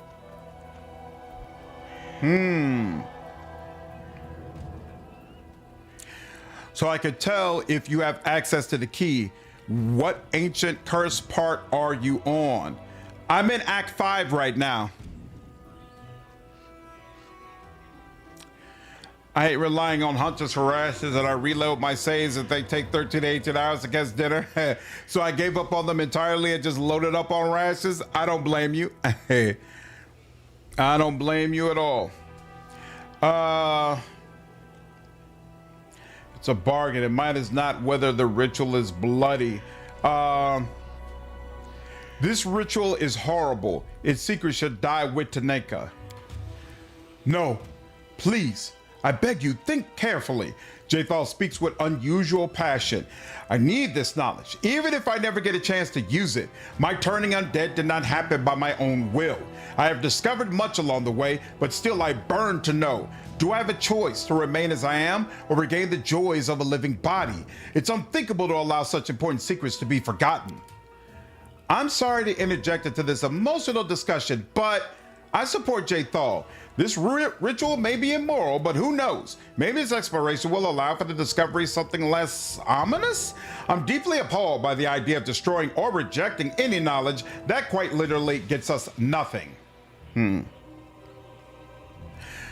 There's supposed to be an event that leads to where the key to the Lich's prison is in the capital. Oh, okay. A key event? I don't remember any sort of specific thing occurring where I received the key. Finally beat Pillars of Eternity on turn-based mode. Final boss is bugged to hell, so hopefully they fix that. Nice. Yep, stuff like that is why I'm waiting for the full patch. But you found, so you were able to finish the whole game, and did you find it enjoyable, the mode? Lawful good. This is my final word. I'm pretty sure, yeah, right? Yeah, I doubt having this knowledge is going to do anything good for her.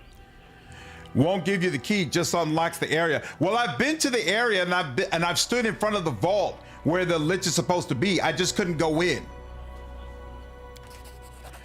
Jathal bites her lips. I am extremely disappointed. Ooh. The false merchant Enio walks towards you with an easy gait. His calm friendliness has disappeared, like a mask falling from his face. His clothes are decorated with the easily distinguishable symbol of Pharasma. I hope you've settled all your affairs with the poor old exile. It was an interesting show to watch. Time to explain yourself, Enio. I don't have much to add beyond what I'm sure you already know. I'm the Inquisitor of Pharasma for almost 40 years. Damn! I've hunted the undead and cultists of Urgathoa for the glory of the Lady of Graves. I destroyed Taneka's coven. Oh, he's the one. I tracked Jathal into the wasteland and killed her, only to find that her hideous deity returned her to life. To put it into that, I made use of a company of naive young elves from a camp near the Thorn River. What a stunning frankness. Jathal smiles lightly, almost affectionately. Did you imagine, half-blood, that those youngsters can handle me and the king? Don't be so naive, Inquisitor. I had no hope that the young elves would kill either you or your defender. No, I wanted you, rather, to kill them. And I did all I could to inform their relatives in Kyonin of the horrible violence you perpetrated. Retribution will follow, sooner or later. One lonely warrior of Pharasma may fail, but 3 elven clans will find a way to exact their revenge. There's no way out, Jathal. Not for you. So you deliberately sent the elves to their deaths? They weren't undead. What grudges you hold with them? They were a necessary tool to complete my mission. In my youth, I thought the best decision was a bold, honest battle against apostates and monsters. But I learned much from my struggle against Taneka. There's nothing worse than seeing an abomination rise before you and being powerless to strike it down. One must use any method available. Why did you kill Taneka's daughters? They were necessary for her disgusting ritual, and their death was my only chance to prevent it. Do not forget who I serve. Their honest deaths and their soul's journey to Pharasma's judgment was a far better fate than their mother had prepared for them. Did you track down Jathal right after her expulsion from Kyonin? Immediately after the trial. I was born in Kyonin and often visited. It is uncommon for high society ladies to perform ritual murders for the glory of the dark goddess. So the news quickly reached my native Greengold and soon came to me. When later the elves sentenced her to exile rather than the usual life imprisonment, well, how could I stay away? That's all well and good, but why do you come here now? I wanted to talk to you, King. My hunt for Jathal is the greatest work of my life. She is the living example of the hideous essence of the cult of Urgathoa, the distortion of the world order, and the triumph of the evil intentions of her vile deity. Even if I die today, this story will end the way I intended, but you can still change your role in it, Isaac. You've been playing games for way too long, Zealot. Enio allows himself to smile for the first time. I've heard this so many times, even among the priests of Pharasma. There are many who think my faith is insane and my methods cruel and excessive, but that is the fate of the Inquisitor, loneliness. The dead one's scum, of course, but at least she's our scum, and she always helps in fights. But I don't like this other guy at all. He lied to us, told us tales, so let him beat it. Jathal's been dead for a long time, a dead heart and a dead soul. Let Pharasma's Inquisitor commit his judgment. The world will sigh with relief. If it has happened already, then you should check the well near Knock Knock. Will do, Lordran. What would have happened if you had chose the second option, telling her not to use it but can have it? That's a good question. I'm not sure.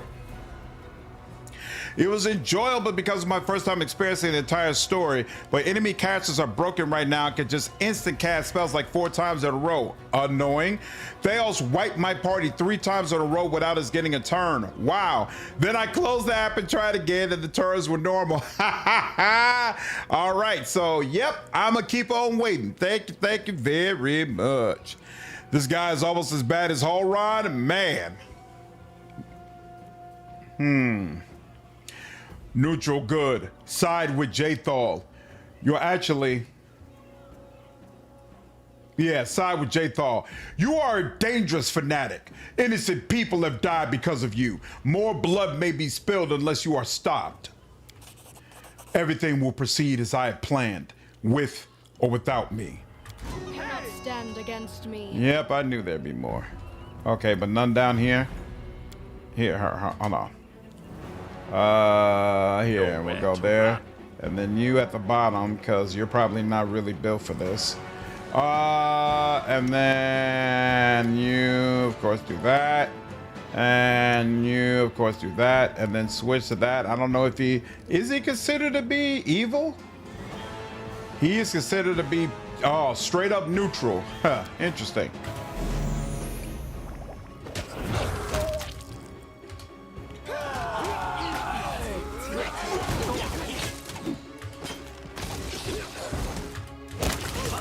Beautiful.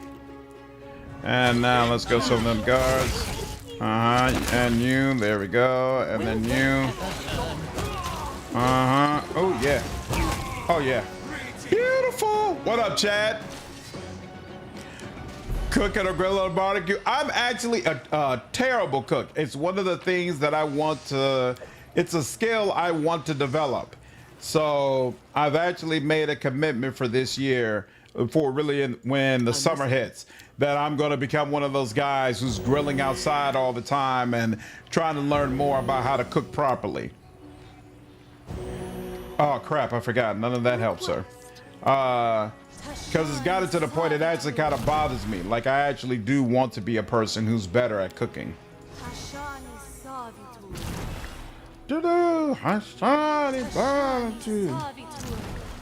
Beautiful. Okay, so now we should head back, and then we'll probably need to talk to both Jathal and Valerie when we get back. That was really cool. I liked Enio's character a lot. Legit, straight up psychopath.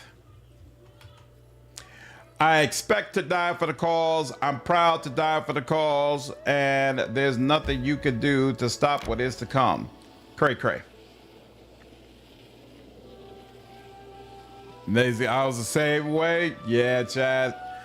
We all got skills we gotta develop. We don't all get them naturally. I really hope this era of CRPGs encourages Microsoft to greenlight Pillars 3. It deserves to be a trilogy. I agree. And I think we're going to get it, sir. I think we're going to get it. Uncanny well? What's that? A strange occurrence has the subjects agitated. It's time to learn what happened. Okay. Is that what you were talking about, Lordran, maybe? Nothing in projects. Let's see. Rank up. Bunch of rank ups still available. 7 days left for him. We could do it with her, but no. I want to finish what's his name first. Other, and then regions. Okay, so yeah, nothing really we could do with them right now. That's the event you were talking about. Nice. Okay, cool. Oh, you taking up a culinary course at your college. Interesting. I didn't even consider taking up a like try to go for a course on it, but that actually probably isn't a bad idea. 16 days. 16 days. If we go back, we could probably get back within 2 days, which means we will be able to do one more rank up, right? So let's see. Yeah, let's go ahead and go back. We'll go back and do more cleanup later, because this, yeah, those take 21 hours. Okay, cool.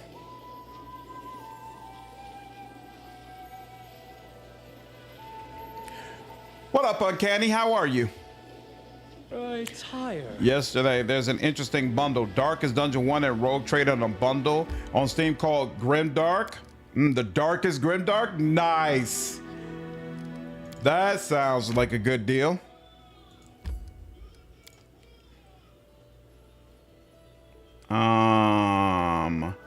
No, we should be able to talk to both in the throne room, right? Oh, wait. No, we're supposed to be searching that well. I need to do that too.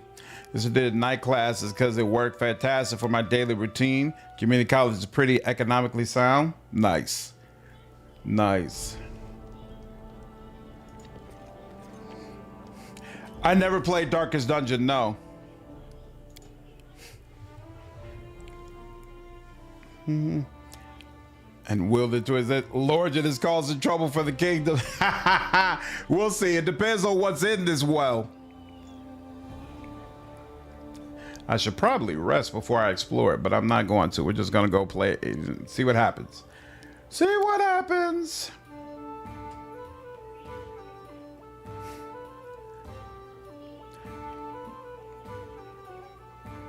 No.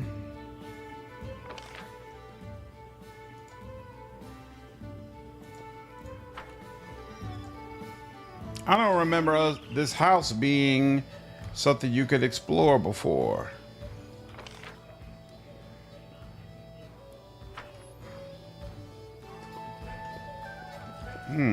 Two explorable places, in fact. Oh, and that's the water's gone, completely gone. Do I really have to go to the neighbor's well now? We'll see. In Pillars 2, I made a glass cannon ascended cipher. I'm at Nekataka for a few days now. I had to turn off veteran difficulty because I basically get insta-deleted in the random encounters, especially when you cannot go into stealth, so no pre-aggroing with Adair. I had some nice gear as well. Party includes Tank Adair, Priest Shodi, and Druid Takehu.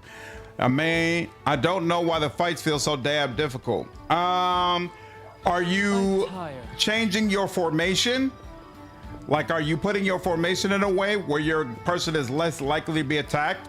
Also, in Deadfire, the first thing you should be doing is buffing. That is not like, hard. if you know that you're susceptible to damage, then the first thing you should be doing in every fight is properly buffing and defending your character. So, are you doing that to ensure that you are less exposed? And what that means, it varies based on what type of character you have. My friend told me about it because he did a home improvement course. Now he just does his own home remodeling work. Nice.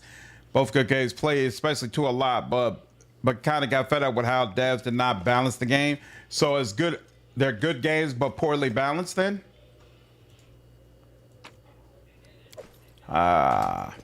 Oh yeah, because that's the other thing. You could give your Eidolon skills. So my Eidolon has, my Golem has high ranks in trickery. So when I'm alone like this, I can open chests and things of that nature. It's very useful. All according to plan.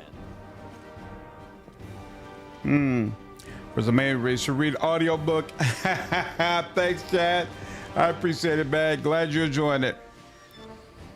What's up, Travis? Should I get Crimson Desert or Dying World? I can't get both day one. I'm focusing on Dying World. Not sure which game appeals to you more, but for me, I'm definitely going for Greedfall Dying World. I'm a big fan of Dragon Age Origins, and so the fact that the combat seems to be going in that direction is a major plus for me. Having a massive lockpicking golem is ridiculous. I agree. I agree, and it's absolutely adding to the fun.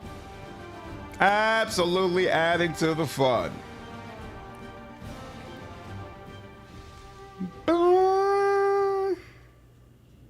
Oh, full party. Okay.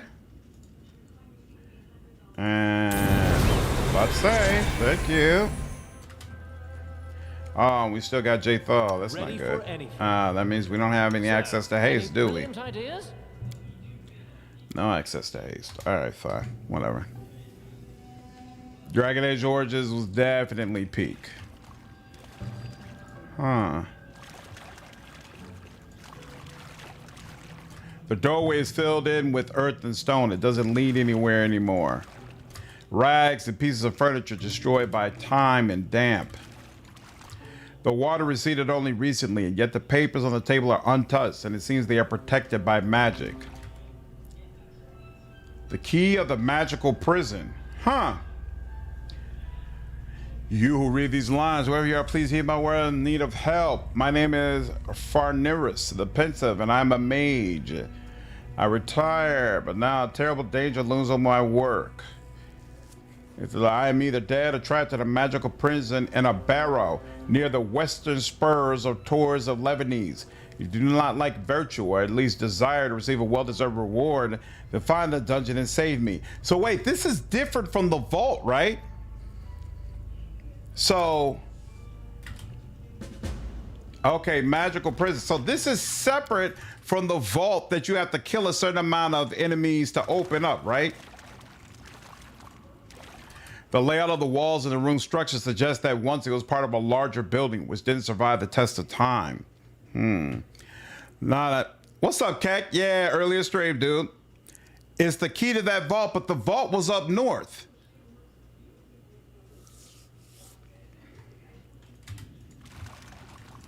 The vault wasn't at the Tours of Lebanese.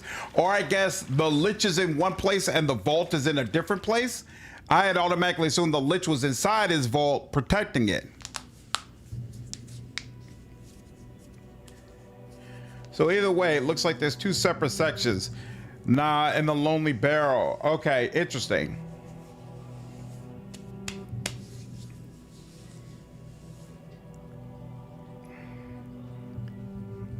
Interesting.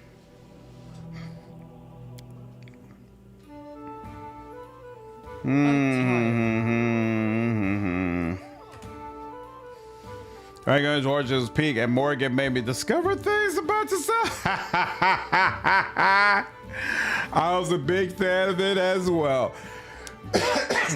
You always bust with supports, enter in full tank mode, crowd control debuff for the loft. I'm gonna check on your latest Pillars 2 run, try to figure out my mistakes. Okay. Yeah, because based on that party, I don't feel like you should be having any issues, even if enemies are basically getting the drop on you. But it's hard to know without more information regarding the build. One thing you should consider with Dekehu, instead of making him more buff focused, maybe you should make him more summon focused, so he could throw out more enemies to kind of distract and keep people off your back. Chanters are extremely powerful summoners. You can see the charges on the key to see how many monsters or monster packs are left to kill. Oh, that's what those numbers are. So 16 charges. So I still have 14 to get enough. Interesting. Oh, wait, no. Someone needs to defeat 45 powerful creatures. How do I still have 45 monsters still left? That's ridiculous. There are 30 monsters left? The key has a spell on it that shows the exact number of Oh, wait. The key has a spell on it that shows the exact number of creatures left. When the number of his charges reaches 0, the door can be opened. I have 16 monsters left. That makes a heck of a lot more sense. Okay. Okay, it's counting down. There we go. That makes much more sense. Sending order. Okay. King's Eye. Nothing there. All of these are just regular, right? Stop moving around. I hate when it does that. Unholy Flail. Yeah, stop moving around. I hate when it does that.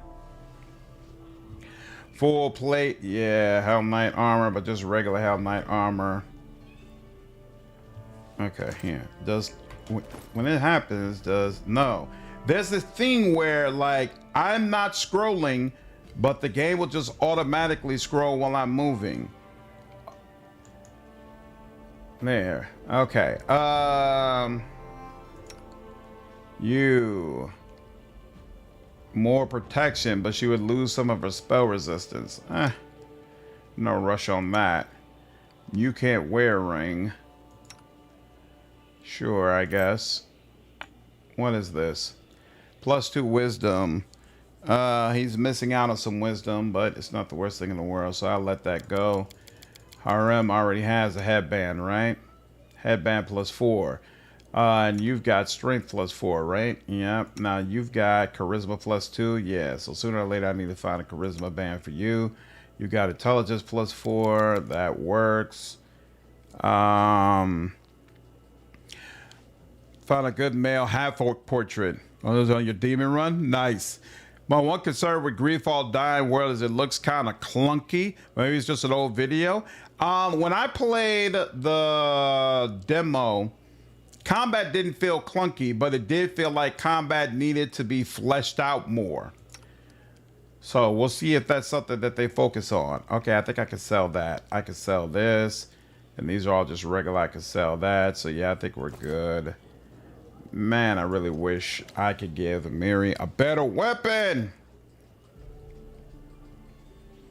To spoil y'all CRPGs, Pathfinder 2, you hear it's even slower than D&D. Well, no, because the Pathfinder games you can play is real time with pause. You don't have to play them turn-based. With BG3, you have to play it turn-based. Is this just regular? Yeah, that's just regular, and that's just regular. Yeah, so all this stuff is just regular. There's probably somebody who could use that. And then I accidentally... Nope, okay, we're good. And send that over, beautiful. Okay, and now, let's save here. And so it says I basically had 0 problems in Pillars 1 on hard difficulty, so it's kind of frustrating to feel bricked on normal in this. Yeah. What you should also do is check the spells and abilities you're focusing on, because remember they all have different speeds.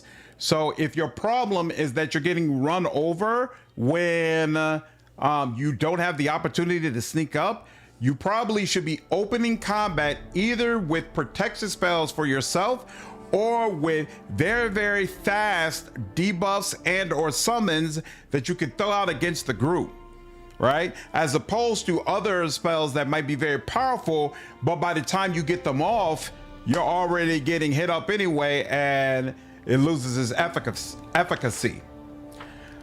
All right, let's see, nothing for this, nothing for projects. So we could go ahead and rank up, I believe. Yeah, this one is sitting here, but it's way too expensive. I don't want to do it right now.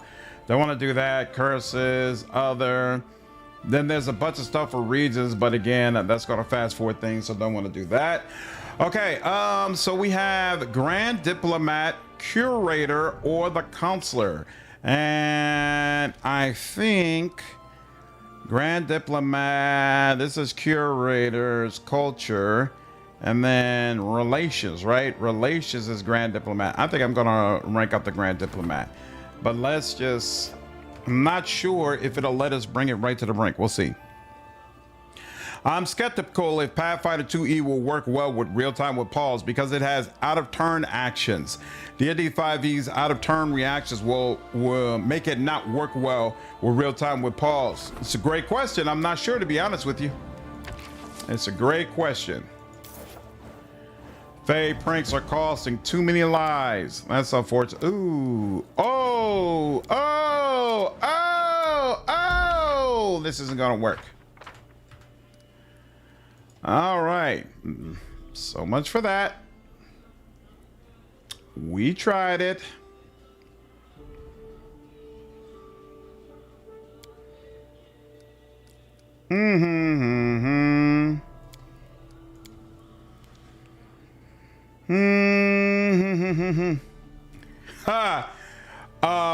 Psych is actually one of my wife's favorite shows all time, Travis. All right, we are gonna have to do the unthinkable, apparently. Yeah, we already dealt with river pricks issues. All right, let's see here. Oh, you know what? They do something 2 weeks out, right? Let's skip one day and see what happens. Right, evil tricksters get to Bald Hilltop. It's 2 weeks beforehand. I forgot about that. You have to give it 2 weeks. Lindsay is great at this. We'll give her some extra oomph. And then let's get to Hilltop. Ba, ba, Na-na-na. All according to plan. Oh crap, I forgot. We also need to talk to the people we just did these quests for. Completely forgot about that. All right. You can go back, and who's coming up next? Who did I? Oh, Octavia. That's who I put on the bench. Come on.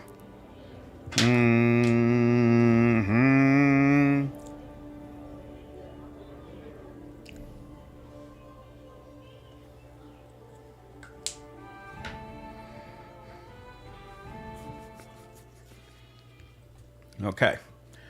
Bald Hilltop. Man. Oh, Lonely Barrel. Oh, the Lonely Barrel's right here. Isn't that interesting?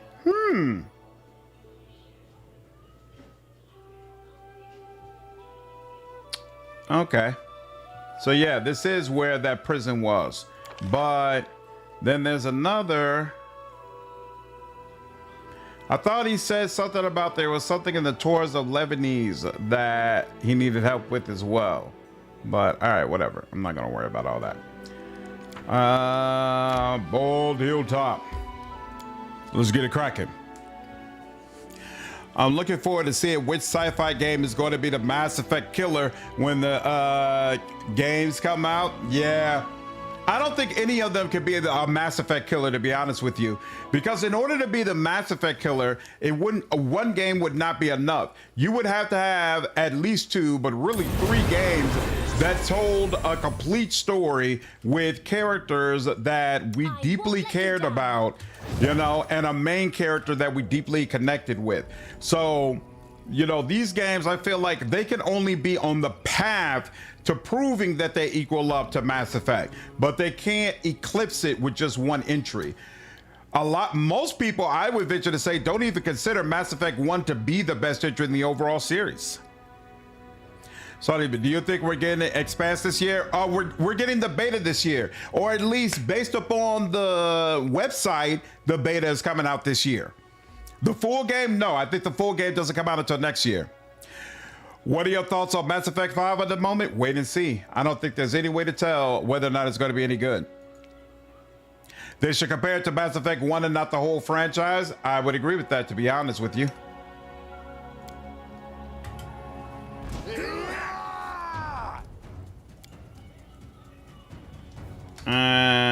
Sure.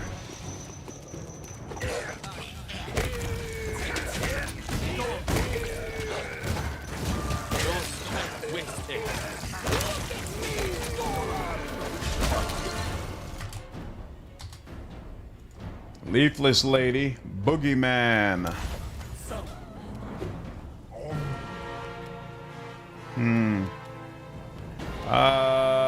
You already have some damage done, so one thing at a time. Is this still? Yeah, standard action. I should have had that. Should have added that to it.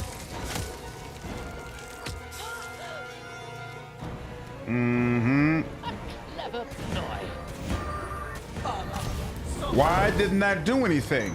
Oh, is she not considered to be an evil creature? Hold up. Leafless Lady, maybe not. But you're neutral evil. Okay. Well, that sucked. I like that little scream. She was like, ah! Oh, no! Oh, there's 2 boogeymen. Can you put this one on the floor? You sure can. Good on you.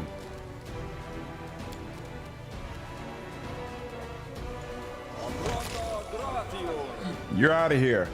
Damn, how much damage did he deal? Tristan deal, damn, 48 damage? I like it. I like it a lot. They're Fae. Yeah, so I thought they would be evil.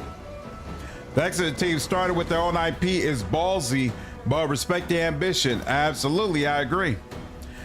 You have no faith and you think it'll be terrible? What, Mass Effect 5? Dapper, what up, man? How are you, dude? Snowing over in North Carolina? Yeah, I figured as much, man. I figured as much. Hopefully, you all are able to pass through it with little no issues, dude. Let's see. Let's just do this. Yeah, 27. Okay. What in the hell? Oh, is she? What is going on? Her hot bar is all jacked up. Let's get that over there. If she needs to fight defensively, we can add that another time. Let's add that for sure. What's this? True strike? Maybe at some point. Dazzling display, extremely doubtful. Extremely doubtful you use this, quite frankly, but we'll still keep it on. And then this also should be on at all freaking times. What is the deal? And then, whoops, yeah. In fact, yeah, you know what, we'll leave that there. It's fine. Can you? You can.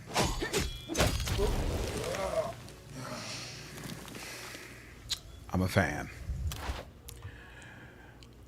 Fae doesn't make anyone automatically evil. Only such Fae as Red Caps and Boogeymans will be either. Oh, they're chaotic neutral usually. Oh, I thought the Fae in this game were usually evil, but I'm usually paying attention to the Red Caps.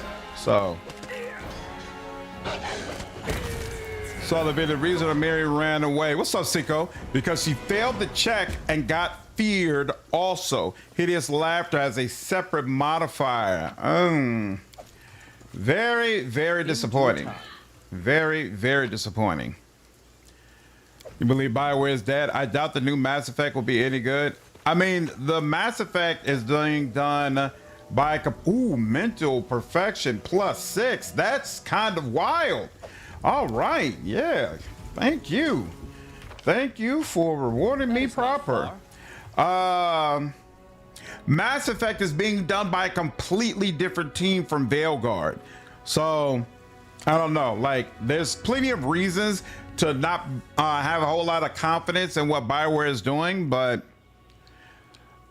if Mass Effect 5 is not good, it won't be for the same reasons as Veilguard. It is not going to have nearly as tumultuous a development, situation. The whole situation is going to be different. It might still end up being a whack game, but I would expect it to be a whack game like Andromeda was a whack game, not the way Veilguard was a whack game. Who wrote Guardian? The woman who wrote Guardians of the Galaxy is writing the next Mass Effect. Yeah, I heard the Guardians of the Galaxy game was actually really good. So that does give me some confidence for sure.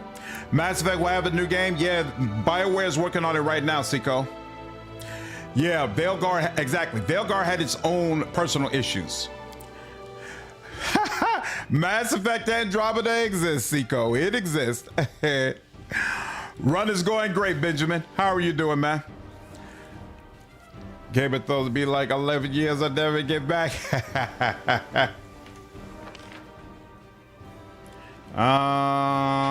There's Valerie, and then where's Jay Fall?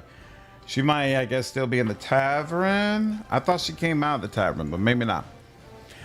They are mostly chaotic. You should check out Mythkeeper's video on the Eldest, aka the Fae demigods, such as the Lantern King. Oh, he has more info about the Lantern King? Ooh, that's nice. Okay.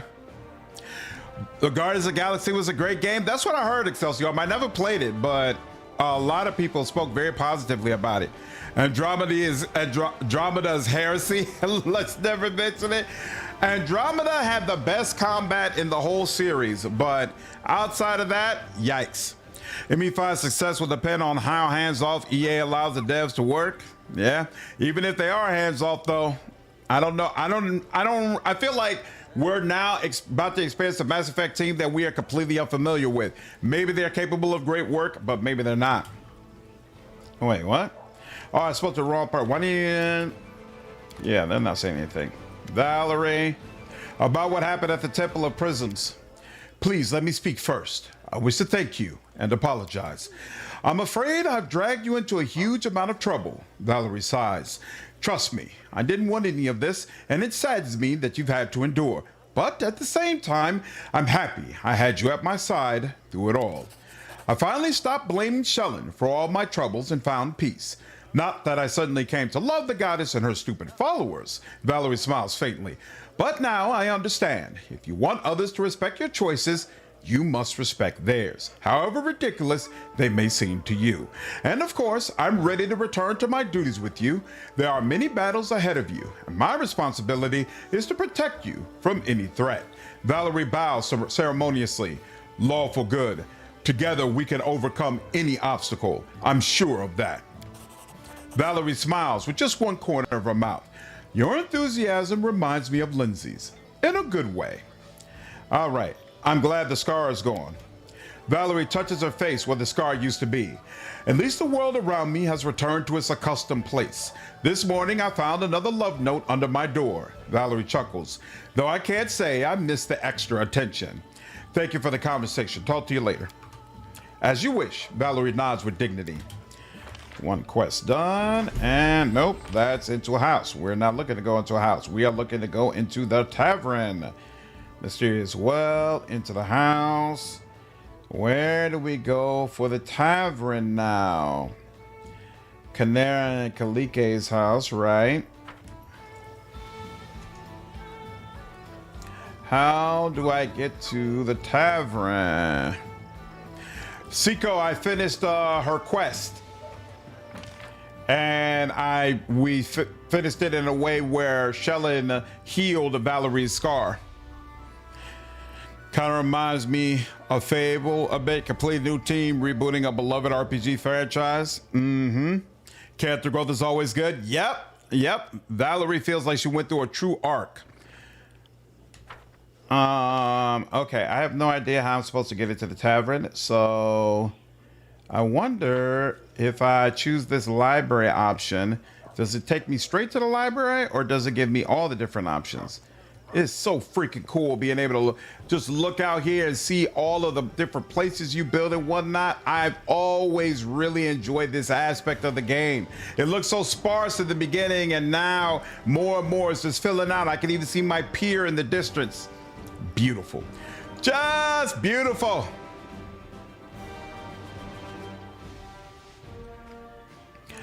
Da, da, ba, ba, ba, ba, ba, da, do, do, do. I was right next to the tavern.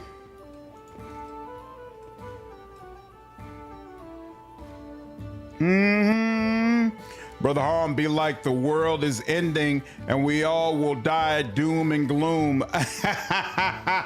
Basically. And never changes. Okay,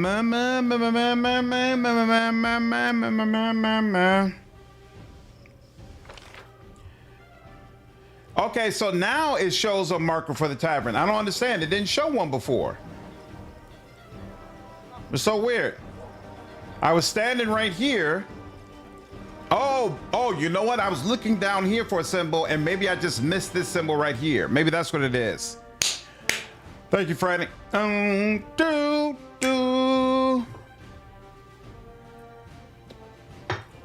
Boom, boom, boom. No, do.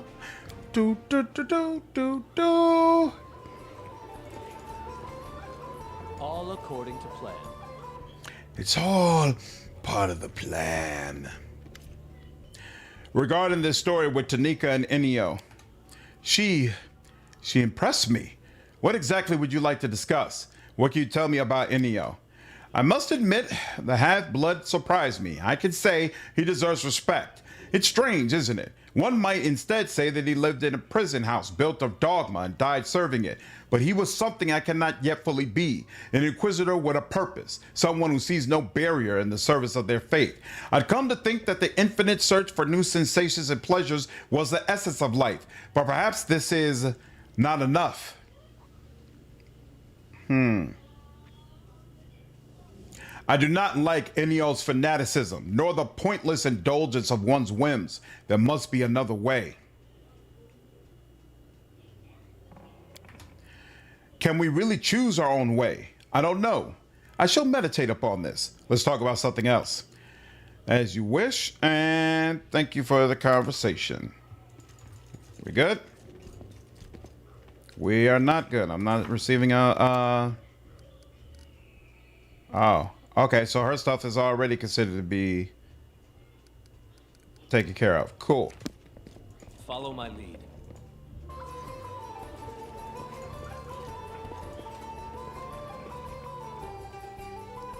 Hold on. I prefer him over Tristan. Prefer Harm over Tristan. The only reason I dislike Tristan is because his dexterity and strength is trash. You can't build him right. Well, yeah, I build him as a pure caster. That's what I focus on. A pure caster with the understanding that he's probably not going to go first in combat unless you give him improved initiative. And even then, maybe. I can't. I just used a bunch of spells, so most likely, yeah. We need to go ahead and rest to get our stuff back. Boom.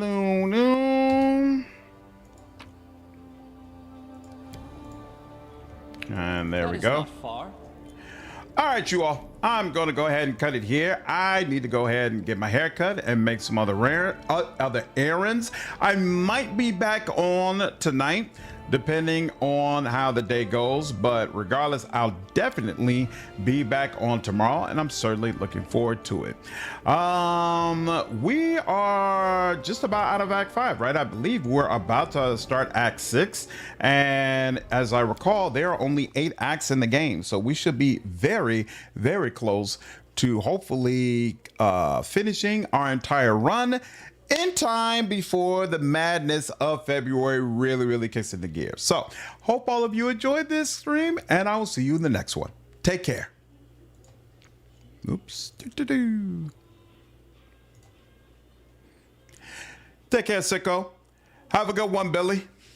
Yeah, no, girl, can't look like a savage the entire time. Every so often, you got to get shaped up. Take care, Dapper, Tito, Salchi, Benjamin, Lennon. It's that. What's going on, Lord? Have a good one. Take care, Finellis. You all have a good afternoon. Hopefully, I'll see you all later on tonight. Oh, sorry you're doing cold, dude.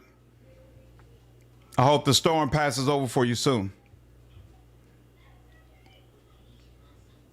Take care, you all. Don't forget about after the game and to make companion build guides. Oh, don't worry, sicko. I won't. I'll absolutely do that for you all. I'm looking forward to it.